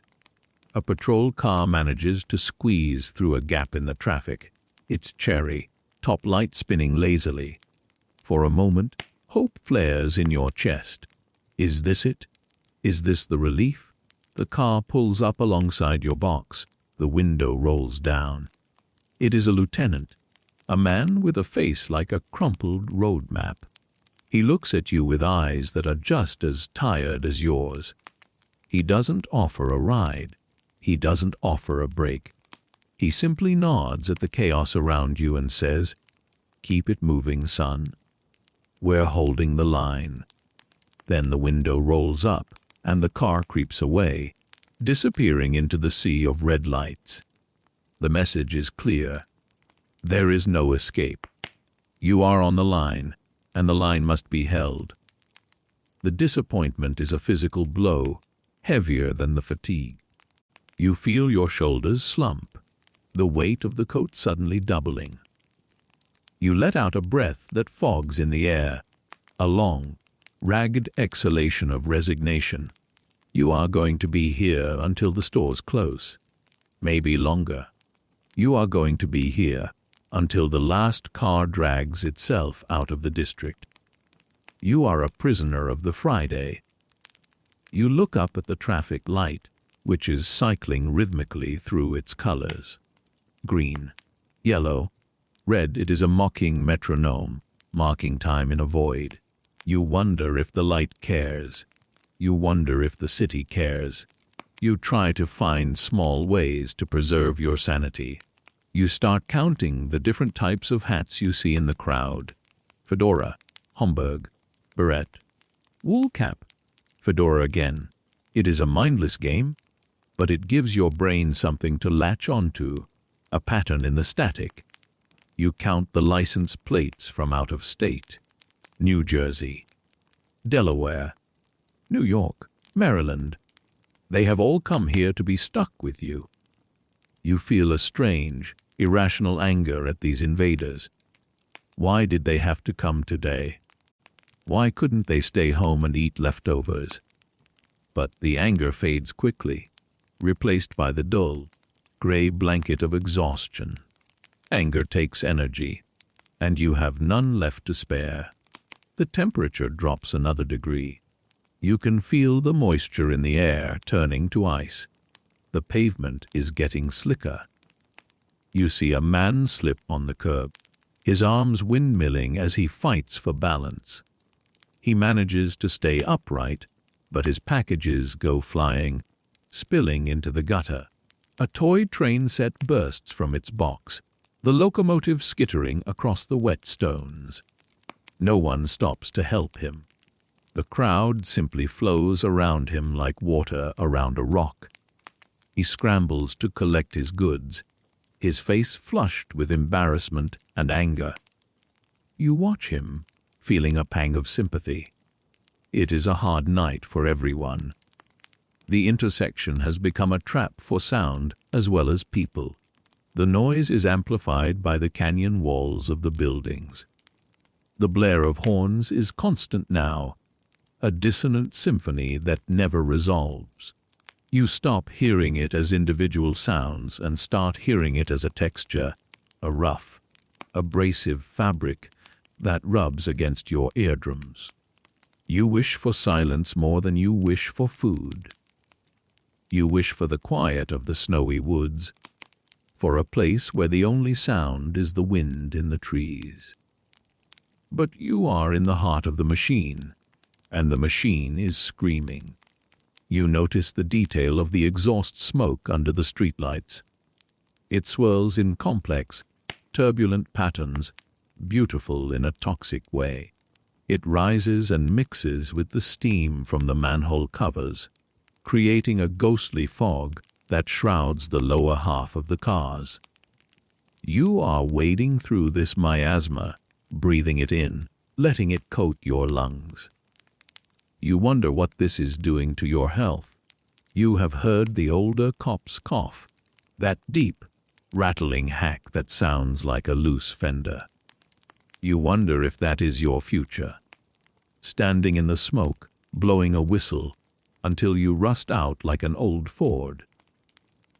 The crushing density on the sidewalks is forcing more people into the street. They are spilling off the curb, walking in the gutter, dodging the side mirrors of the buses. You have to expand your perimeter. You step down from the box and walk the lines, using your body as a barrier to keep the pedestrians from being crushed by the turning wheels. You shout, your voice hoarse and cracking. Back on the curb. Stay on the curb. They look at you with glazed eyes, barely registering your presence. They are sleepwalkers, driven by the urge to buy, deaf to the warnings of safety. You gently push a man back by the shoulder. His coat is damp and smells of mothballs. He doesn't even look at you. He just shuffles back, his eyes fixed on the neon sign of the store across the street. You realize that you are the only thing preventing a tragedy. If you stop, if you walk away, someone will get hurt. A child will be pushed into traffic. A car will jump the curb. This realization gives you a second wind, a reserve of energy born of necessity. You straighten your back. You blow your whistle with renewed vigor. You are the guardian. You cannot fail. The no escape isn't just a prison sentence, it is a duty. You are bound to this intersection not by chains, but by the badge on your chest and the responsibility it carries. The lights from the department store windows seem to mock the darkness of the street. You can see the warmth inside, the golden glow of the chandeliers, the rich colors of the merchandise. You see people moving inside, taking off their coats, smiling. They are in paradise. You are in purgatory. The glass is a barrier between two worlds. You imagine breaking the glass just to feel the warmth, but you know you belong on the cold side. That is the job. You stand in the cold so they can be warm. As the hour grows later, the nature of the traffic shifts again. The shoppers are leaving or trying to leave. The cars that have been parked in the garages are pouring back out, trying to merge with the cars that are still circling. It creates a friction, a conflict of directions. The exiting traffic wants to go to the suburbs. The entering traffic wants to go to the hotels. They meet in your intersection, a tangled knot of conflicting desires. You have to untie it one car at a time. You hold up a hand, stopping a line of traffic to let a bus turn. The drivers honk. You ignore them. You are playing a game of chess with 2,000 pieces, and you are the only one who can see the board. Your legs are burning now, a steady, fiery pain that runs from your heels to your hips. The blood has pooled in your feet. You feel heavy, rooted to the spot. You try to stretch, rising up on your toes, but the relief is fleeting. You lean against the traffic signal pole for a moment, letting the cold metal support your weight. It is a small indulgence. You close your eyes for a second, just 1 second. Behind your eyelids, you see the red taillights burning, an afterimage that won't fade. You open your eyes. The lights are still there. There is no escape, even in your mind. You look down the street toward the precinct house. It is only a few blocks away, but it might as well be on the moon. You imagine the other officers there, the ones who are manning the desk or working the radio. Are they warm? Do they have coffee? You feel a flash of envy, sharp and ugly. But then you remember the lieutenant's face. No one is resting tonight. Everyone is in the same boat. You are all sinking together. The wind picks up, blowing a wet newspaper against your leg. It clings there, wrapped around your shin like a paper shackle. You reach down and peel it off, tossing it into the wind. It flies away, disappearing into the dark. You wish you could fly away with it, but you are an anchor. You are made of lead and wool and duty. You are not going anywhere. You take a deep breath of the cold, smoggy air. It tastes of metal and winter. You are part of the city now. You are a gargoyle, a statue, a fixture of the street. The traffic flows around you, indifferent and relentless. You accept your fate. You will be here until the end. You will stand in the river of steel until it runs dry. You blow your whistle, a defiant sound in the night. The shift continues. The escape is a dream. The reality is the street. The sheer duration of the shift, 12 hours and counting, has distorted your perception of time. Minutes stretch into hours. An hour feels like a second. You exist in a timeless state of motion and noise. You have become the Black Friday, incarnate, a dark figure in a dark street, presiding over a festival of chaos. The name that is brewing in the back of your mind, the name that the guys in the locker room will whisper later, feels earned.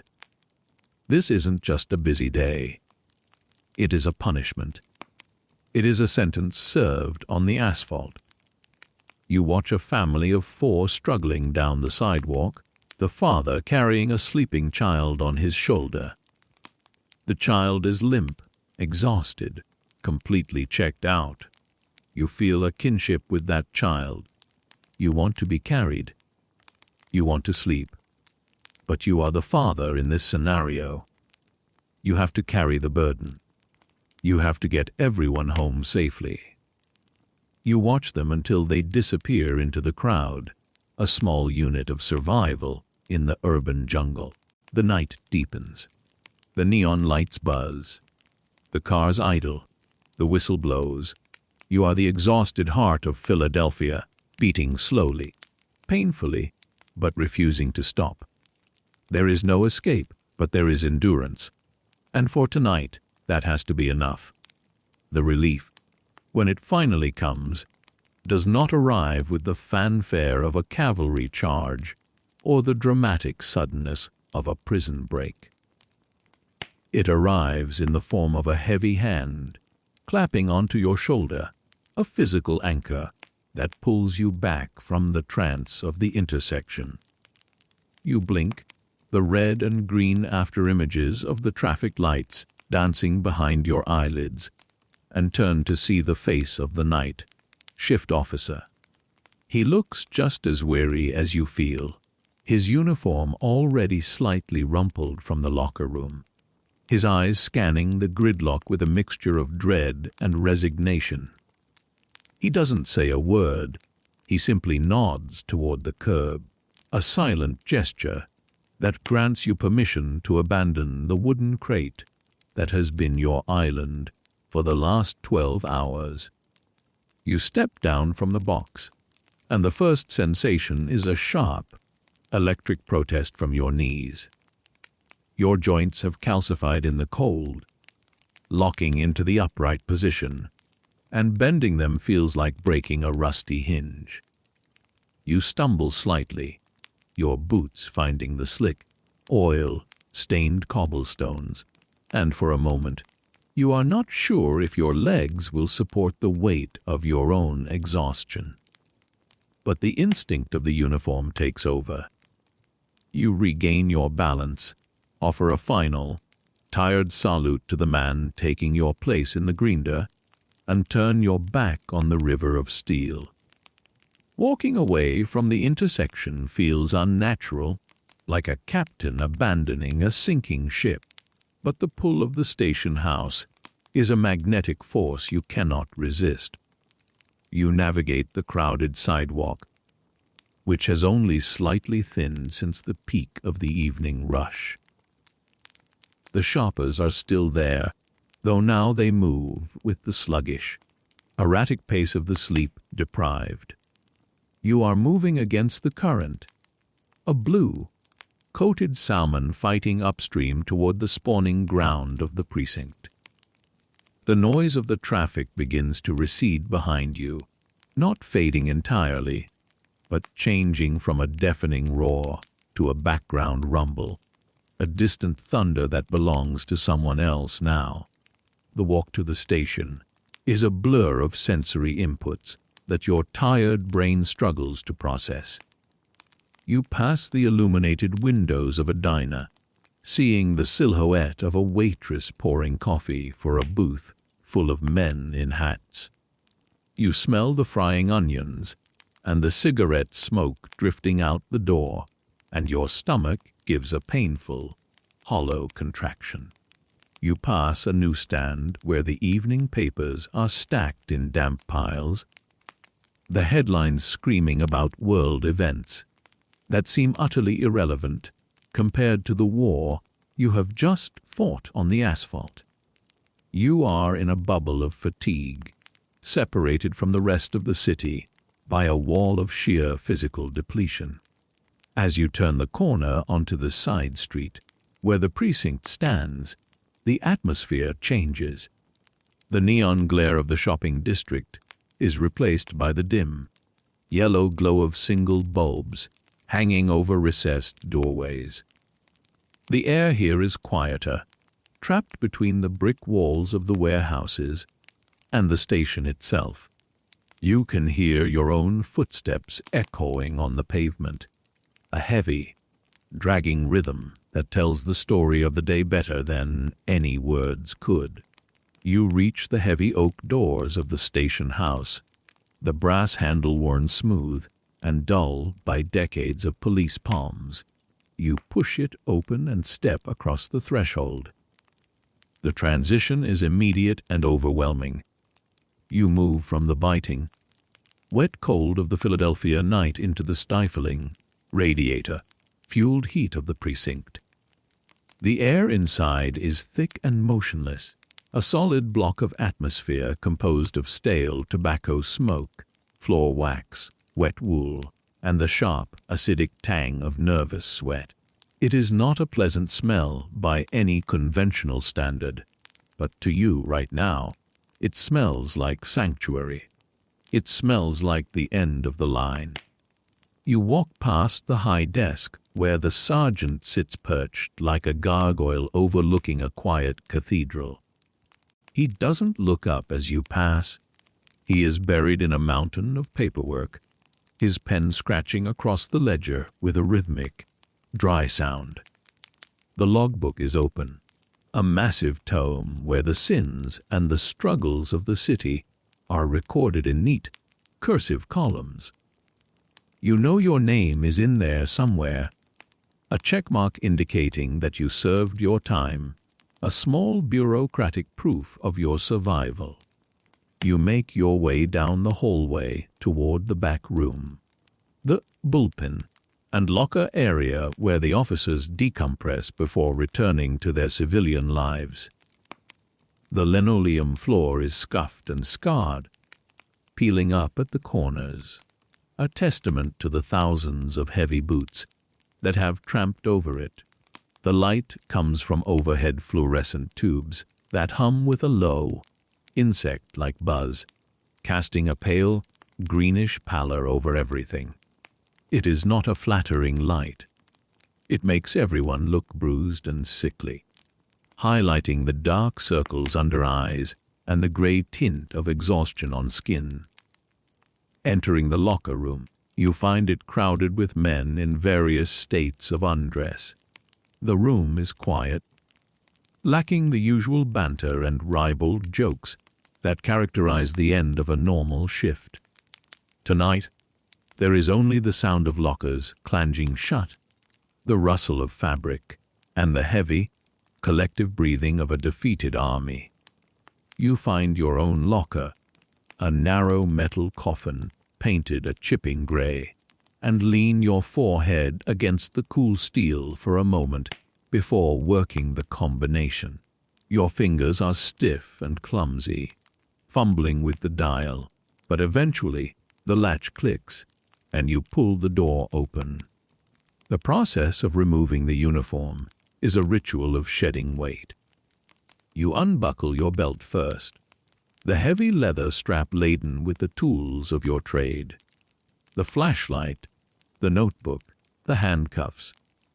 You let it drop onto the bench with a heavy thud, feeling your hips expand as the constriction is released. You unbutton the heavy wool coat, the buttons slipping through the holes with difficulty because your fingertips are numb. You shrug the coat off, the weight sliding from your shoulders, and hang it on the hook. It swings there heavily, retaining the shape of your body, a ghost of yourself that will wait in the dark until tomorrow. You sit down on the wooden bench, the wood hard and unyielding, but to your tired legs, it feels like the finest plush velvet. You lean forward and begin the arduous task of unlacing your boots. The leather is wet and swollen, the laces tight and knotted. You work them loose, panting slightly with the effort, and finally pry the boots off your feet. The relief is exquisite. You wiggle your toes in your damp socks, feeling the blood rush back into the crushed capillaries. You stare at your feet for a long moment, marveling at how distant they look, appendages that belong to someone else. The mood in the room is palpable. It is a heavy, dark cloud that hangs over the rows of lockers. Historians and linguists have often debated the precise moment a slang term enters the lexicon, tracing it through written records and newspaper articles. But words are often born in the air long before they hit the page. They are born in rooms like this, generated by the collective feeling of a group of people who are sharing a specific, intense experience. Tonight, the feeling is black. You look at your hands. The white cotton gloves you put on this morning are now a deep, uniform charcoal gray. They are coated in the soot of the city, the exhaust of 10,000 tailpipes, the grime of the steering wheels and fenders you have touched.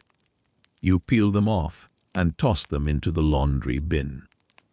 Your hands underneath are pale and wrinkled from the damp, shaking with a fine, residual tremor. You see the same grime on the faces of the men around you. There is a layer of soot on every forehead, a smudge of grease on every cheek. The city has physically marked you. You are all wearing the color of the day. A fringe tidbit of police history that often goes unmentioned is the sheer frustration regarding the scheduling of this weekend. In the 1950s, the concept of overtime pay was often theoretical, and the idea of a floating holiday was non-existent. You and the men in this room have not just worked a long shift. You have been denied your holiday weekend. The blue flow, the practice of officers calling in sick en masse to protest or simply to rest, was a known tactic, but the department had cracked down hard this year. A memo on the bulletin board by the door explicitly forbids sickness. No one gets sick on the Friday after Thanksgiving. The captain had roared at roll call. So you are all here, healthy in body but sick in spirit, trapped by the regulations. Someone across the aisle, a veteran traffic cop with a mustache that droops with fatigue, lets out a long, shuddering sigh. It's a black day, he murmurs, more to himself than anyone else. Just a black, black day. The words hang in the still air, vibrating with truth. It isn't just a description of the dirt or the night. It is a description of the mood. It is the darkness of the shift that never ends, the darkness of the mood on the street, the darkness of the suit on your skin. You nod in agreement, though you don't have the energy to speak. The phrase feels right. It fits the heaviness in your chest. Black Friday. It sounds like a curse or a plague day from the Middle Ages. It doesn't sound like a shopping spree. It sounds like a disaster that you have survived. You look around the room, and you can see the name taking hold. Other men are nodding. They feel it too. The connection is made not through conversation, but through the shared frequency of their exhaustion. You stand up painfully to strip off your uniform shirt. The fabric is stuck to your back with cold sweat. You peel it off and shiver in the cooler air of the locker room. You grab your towel and head toward the showers. The tiled room is filled with steam, a white fog that obscures the far wall. The sound of the water hitting the tiles is a loud, hissing static. You turn on a tap, and the water comes out scalding hot. You stand under it for a long time, letting the heat hammer against your neck and shoulders. You watch the gray water swirl down the drain, carrying the city's dirt with it. But you know the feeling won't wash off so easily.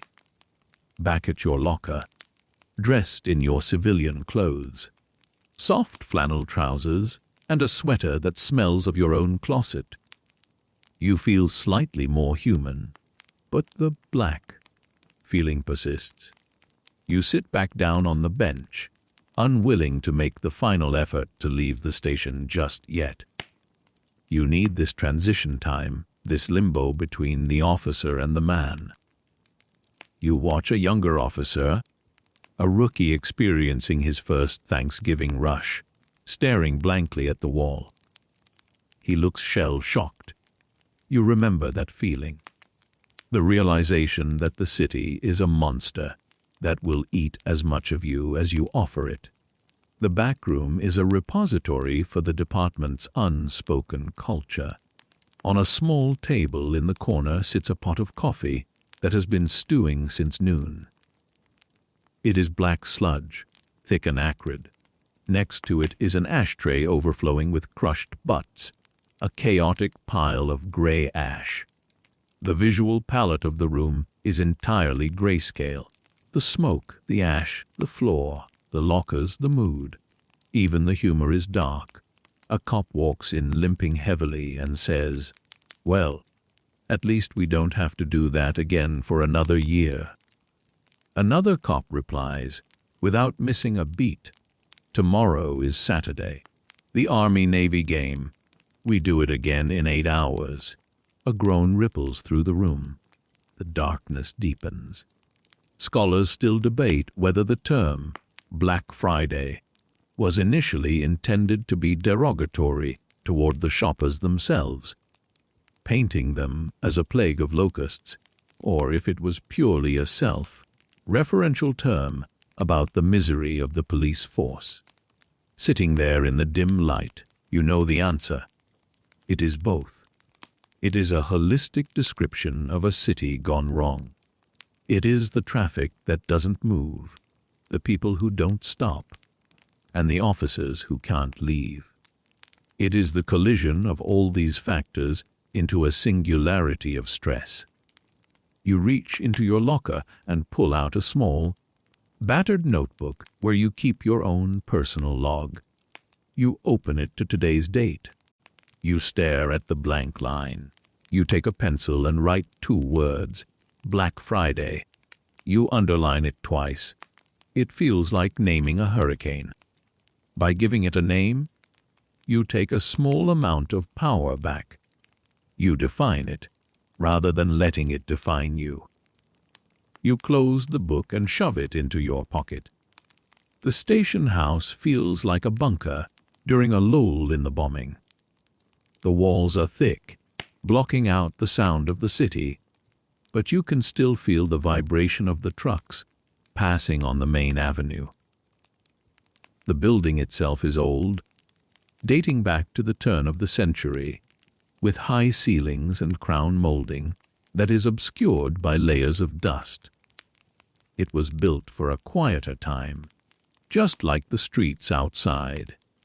It is struggling to contain the modern energy of the force, just as the streets are struggling to contain the cars. The cracking plaster and the dim lights are symbols of a system stretched to its limit. You watch the second hand on the large, round clock on the wall. It moves with a jerky, mechanical stutter. Tick, tick. Time in the station moves differently than time on the street. On the street, time was a frozen river. Here, it is a slow drip. You are waiting for the adrenaline to fade so you can go home and sleep. But the adrenaline is stubborn. It keeps your heart rate elevated, a thumping rhythm in your ears that won't quiet down. You are wired and tired, a state of being that is unique to shift work. A sergeant comes in from the front desk, holding a clipboard. "All right, listen up," he says, his voice gravelly. "Day shift is officially cleared. Night shift has the con. But remember, all leave is cancelled for tomorrow. Be here at W600s. Sharp, no excuses. If you're breathing, you're working." He turns and walks out. The room remains silent. There is no protest. There is no point. You just accept it. The Black Friday bleeds into the Black Saturday. It is a continuum of duty. You finally summon the will to stand up. You close your locker with a metallic snap. You pick up your hat, not the uniform cap, but your personal fedora. You put it on, tilting the brim down. You are a civilian again, at least for the next few hours. You say goodnight to the men around you. A few grunts, a few nods. No one says, "Have a nice evening." It would be a cruel joke. They just say, "See ya in the morning." Walking back up the hallway toward the exit, you pass the holding cells. They are full tonight. Shoplifters, pickpockets, drunks who got into fights over parking spaces. You hear them shouting, arguing, rattling the bars.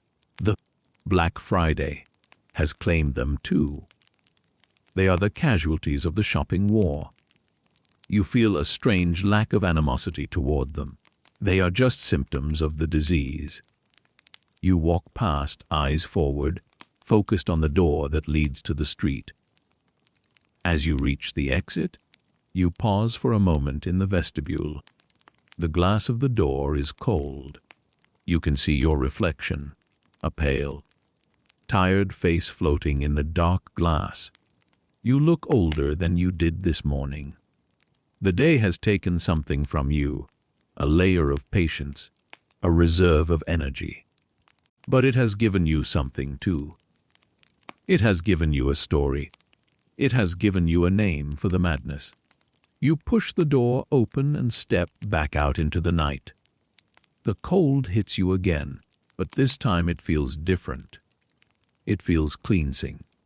The air is still damp, but it is fresh compared to the locker room. You take a deep breath, filling your lungs with the night air, expelling the stale smoke of the station. The street is quieter now. The gridlock has eased slightly, though the cars are still there, moving slowly. You are no longer responsible for them. That is the greatest relief of all.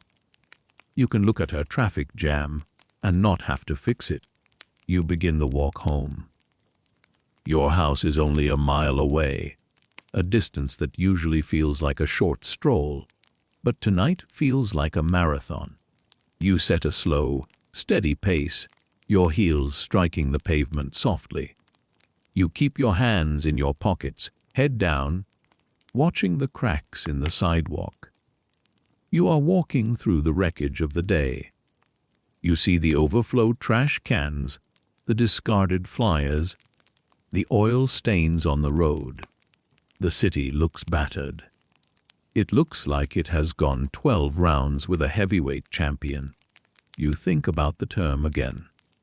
Black Friday. It rolls around in your mind, settling into the grooves of your memory. You wonder if the shoppers know. You wonder if the store owners know. Probably not. To them, it is just the start of the season. To you, it is a battle scar. You imagine telling your wife about it when you get home, if she is awake. It was a Black Friday, you will say, and she will understand, because she knows what the job does to you. The walk home is a decompression chamber. With every block you put between yourself and the station, the tension in your shoulders loosens a fraction.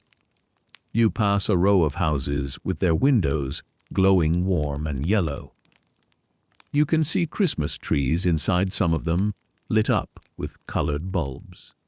It looks peaceful. It looks like a different world. You are the guardian of that world, the one who stands in the dark so they can have the light. It is a noble thought, and you hold on to it. It helps numb the pain in your feet. You turn the final corner and see your own front porch. The light is left on for you. It is the most beautiful thing you have seen all day. You climb the steps, the wood creaking familiarly under your weight. You unlock the door and step inside. The warmth of your home wraps around you like a blanket. The smell of the station, the bleach and the sweat, fades, replaced by the smell of home. You are safe. You are done. But as you sit down in your chair by the fading fire, the name follows you. It echoes in the silence of the room. You close your eyes, and you can still see the cars, hear the whistles, feel the cold. The name has stuck. It has branded itself onto the day. You know, with a certainty that defies logic, that this name isn't going away. It is too perfect. It is too descriptive. It is too true. You drift off to sleep in the chair, the words whispering in your mind like a dark lullaby. Black Friday. Black Friday. The darkness of the station backroom has followed you home, not as a nightmare, but as a fact of history. You have witnessed the birth of a legend, not in a boardroom or a marketing meeting, but in the tired, soot-stained silence of a locker room, where men were simply trying to survive the shift. And as you finally surrender to the sleep you have been chasing for 18 hours, You know that when you wake up, the name will still be there, waiting for you on the roster, waiting for you on the street. The name, born in the gloom of the locker room and scribbled into personal logbooks with soot, stained fingers, does not remain a secret for long. Like the exhaust fumes that cling to the brick facades of the city, the term, Black Friday, begins to seep out of the precinct and into the wider consciousness of Philadelphia.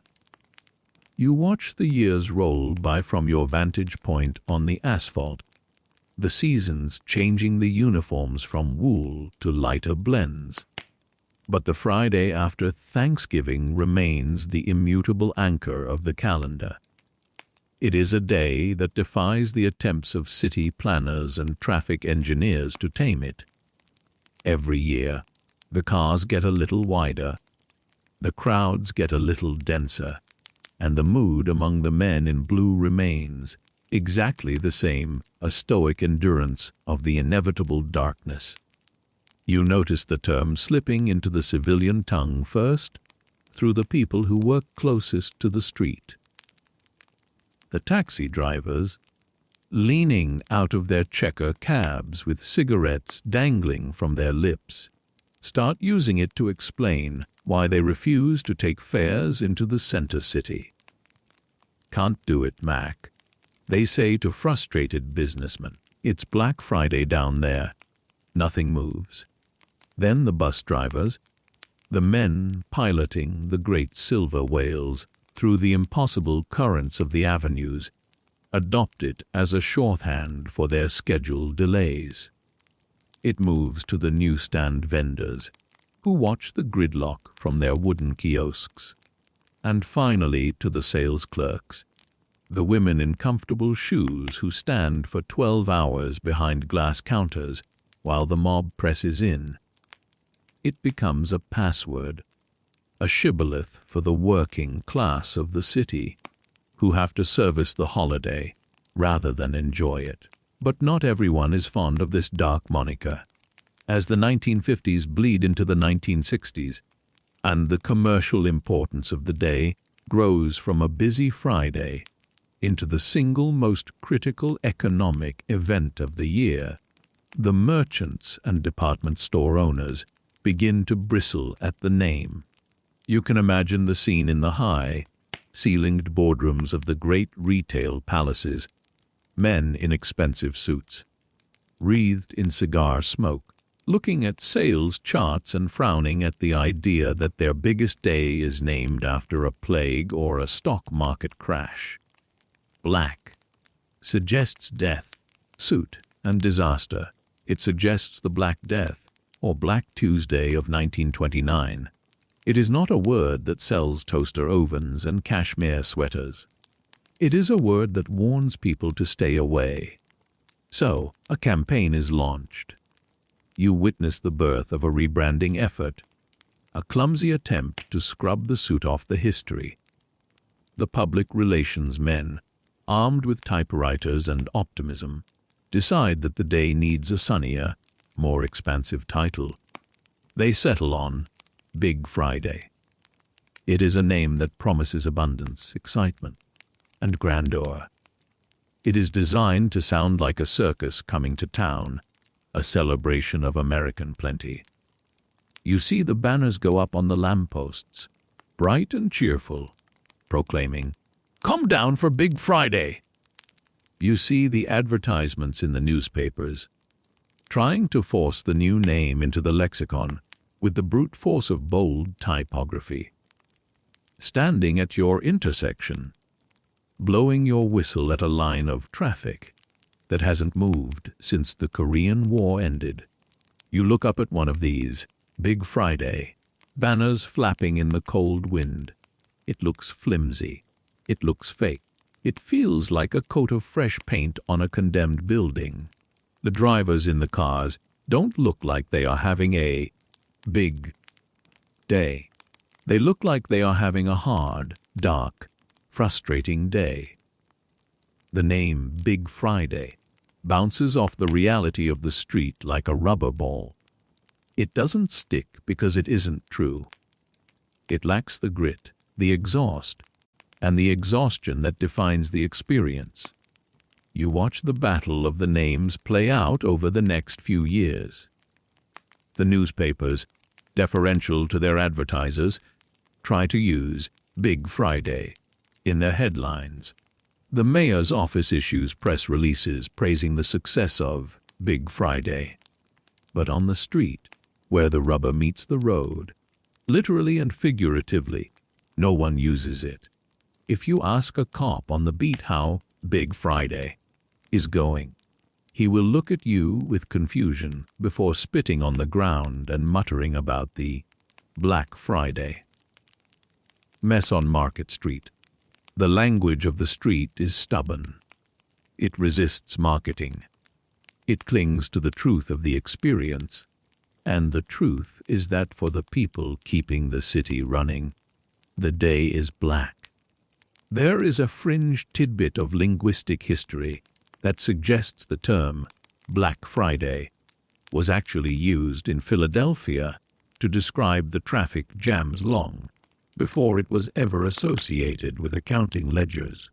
The popular story that it refers to stores moving from red ink, a loss, to black ink, profit, is a later invention, a clever retro fitting of the term to make it palatable to the business world.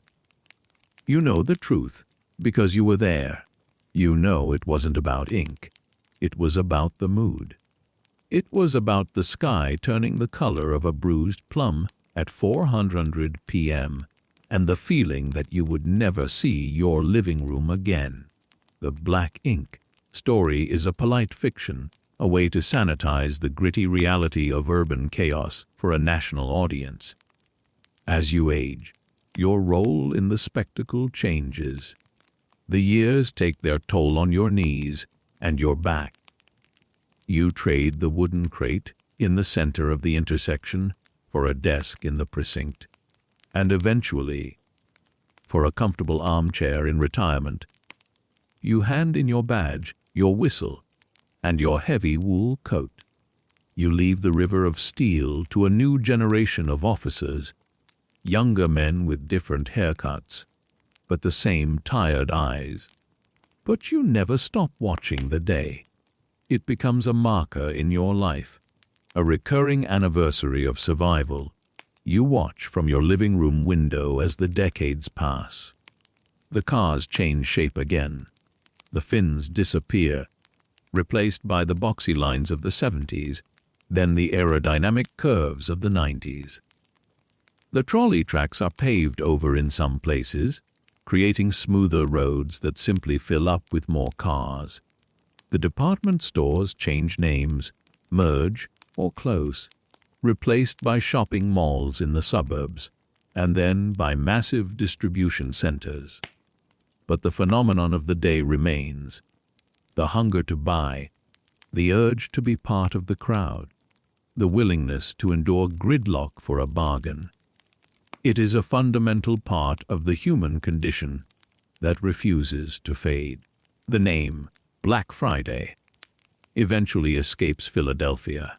It breaks containment, carried by travelers and news reports, spreading across the country like a viral legend. By the 1980s, it is no longer a local police slang. It is a national institution. You see it on the evening news, anchored by men with perfect hair who talk about doorbuster deals and retail frenzies.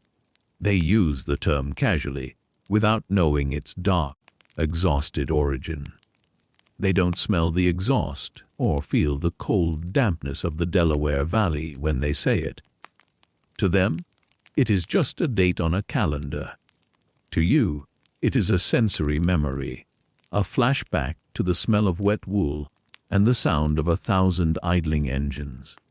You find it amusing, in a quiet, sleepy way, how the meaning has inverted. What started as a term of dread has become a term of anticipation.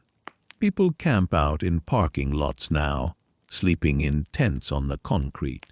voluntarily subjecting themselves to the conditions you were paid to endure. They wear the name Black Friday like a badge of honor, a symbol of their dedication to the hunt. You wonder if the original squad, the men who stood with you in the 1950s, would laugh or cry at the sight. Probably a bit of both. One particularly snowy year, long after you have retired, you decide to take a walk down to your old intersection on the day after Thanksgiving. You bundle up in a modern parka that is lighter and warmer than your old uniform coat, and you wrap a scarf around your neck. You walk slowly, your cane tapping against the pavement, the sound muffled by the fresh snow. The air is crisp and cold, just like you remember. The smell of the city has improved. The leaded gas is gone. The coal smoke is gone. But underneath the modern sense of coffee and diesel, there is still that faint, metallic tang of friction. You reach the corner and stand there, an old man watching the new world. The traffic is still bad, of course. The cars are locked bumper to bumper, their LED taillights glowing like angry red eyes. The pedestrians are still swarming, their faces illuminated by the blue light of smartphones, instead of the yellow glow of street lamps.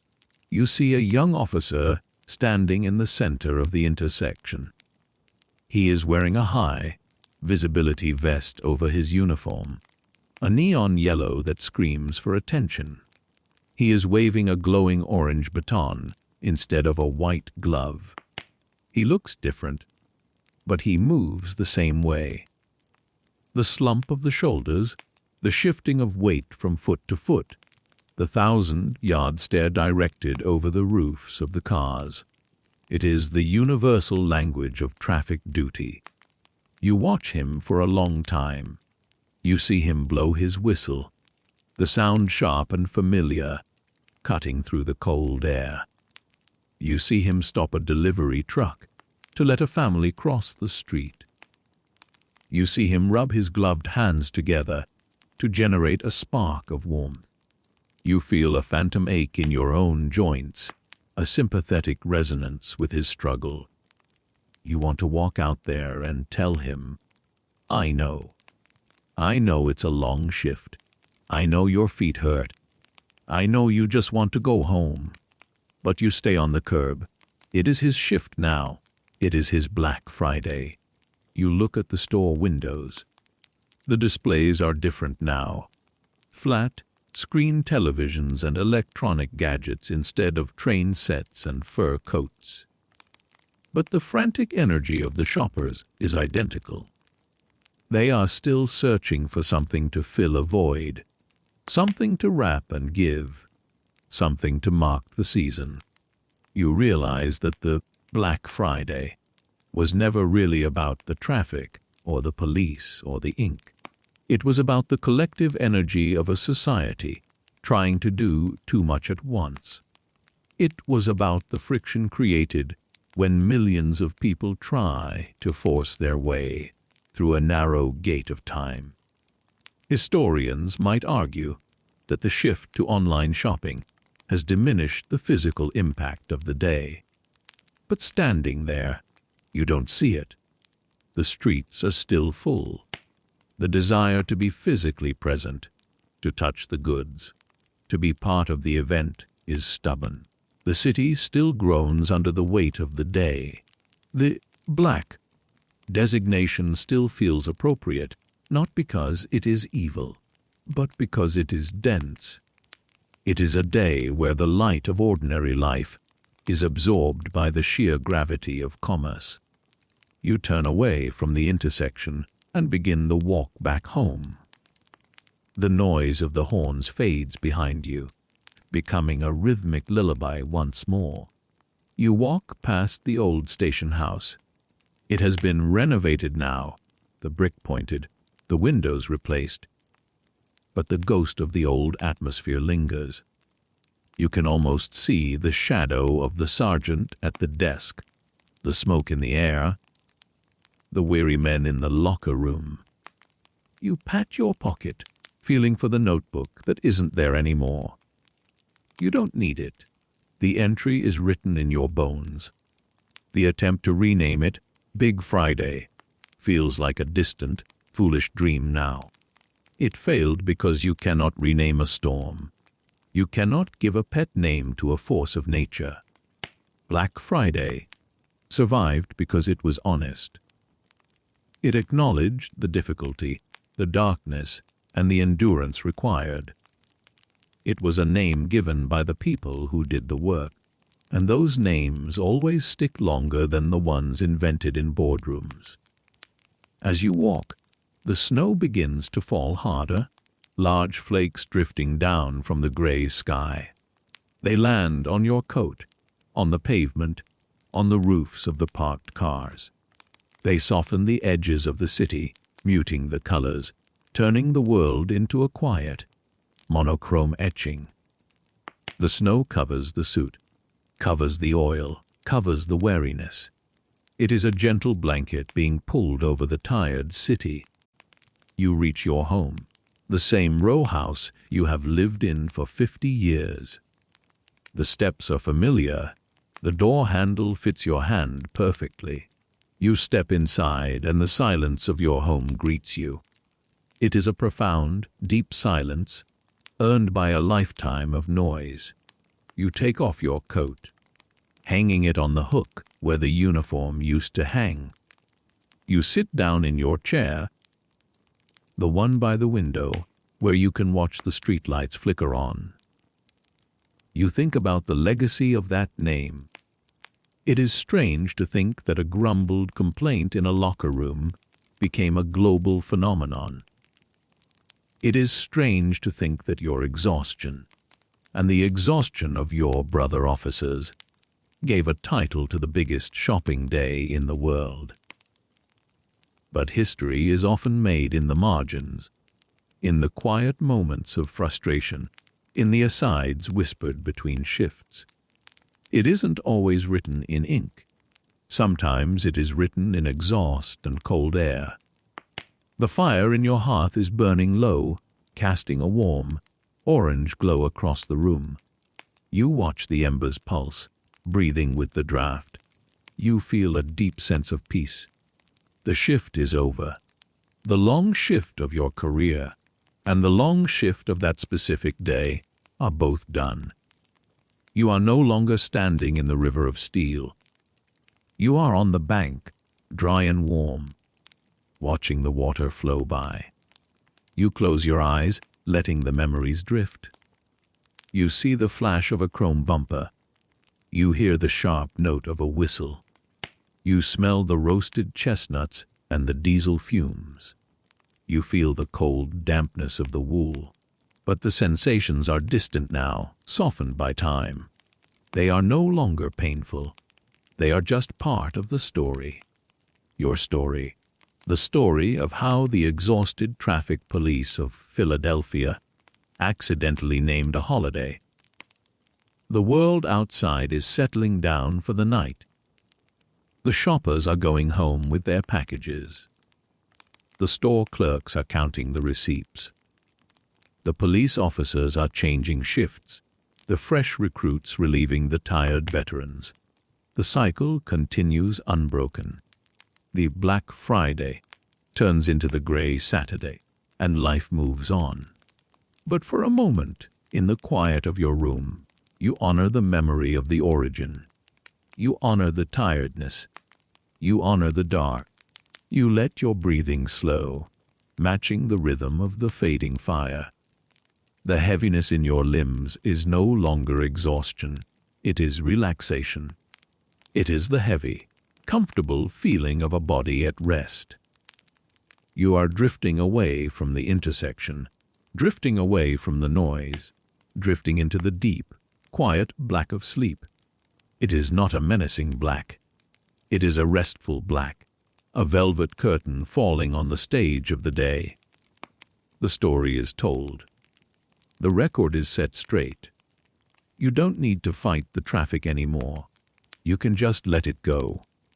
You let the cars stop. You let the lights fade. You let the city sleep. And finally, after all these years, you can sleep too. So, we have reached the end of our shift together. The whistle has been blown for the final time. The white gloves have been put away in the locker, and the heavy wool coat hangs still on its hook. We have stood in the freezing damp of a Philadelphia intersection, breathed in the thick, gray exhaust of 1,000 idling engines, and watched the river of steel grind to a halt under the weight of a holiday rush. We have felt the bone, deep weariness of the officers who gave this day its name, not out of malice, but out of simple, honest exhaustion. Hopefully, now you can see the day a little differently. It is not just about the frantic rush for sales or the early morning lines. It is about the quiet, stoic endurance of the people who keep the world moving when everything tries to stop. It is a story of cold toes, hot coffee, and the dark humor that gets us through the longest nights.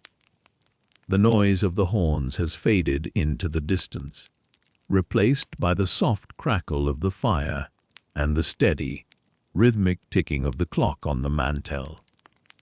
The gridlock in your mind is clearing now. The thoughts that were bumper to bumper are starting to move, spacing out, drifting away down the long, empty avenues of sleep. The traffic lights have all turned to a soft, blinking amber. There is no rush anymore. No one is blowing a whistle at you. No one is demanding you move. You have nowhere to be, nothing to buy, and nothing to solve. You are safe in the warmth of your own home, far away from the cold winds of the Delaware River. The city outside can carry on without you for a while. Let the shoulders sink a little deeper into the mattress. Let the breath come slow and easy. The shift is over. The logbook is closed. The night is yours.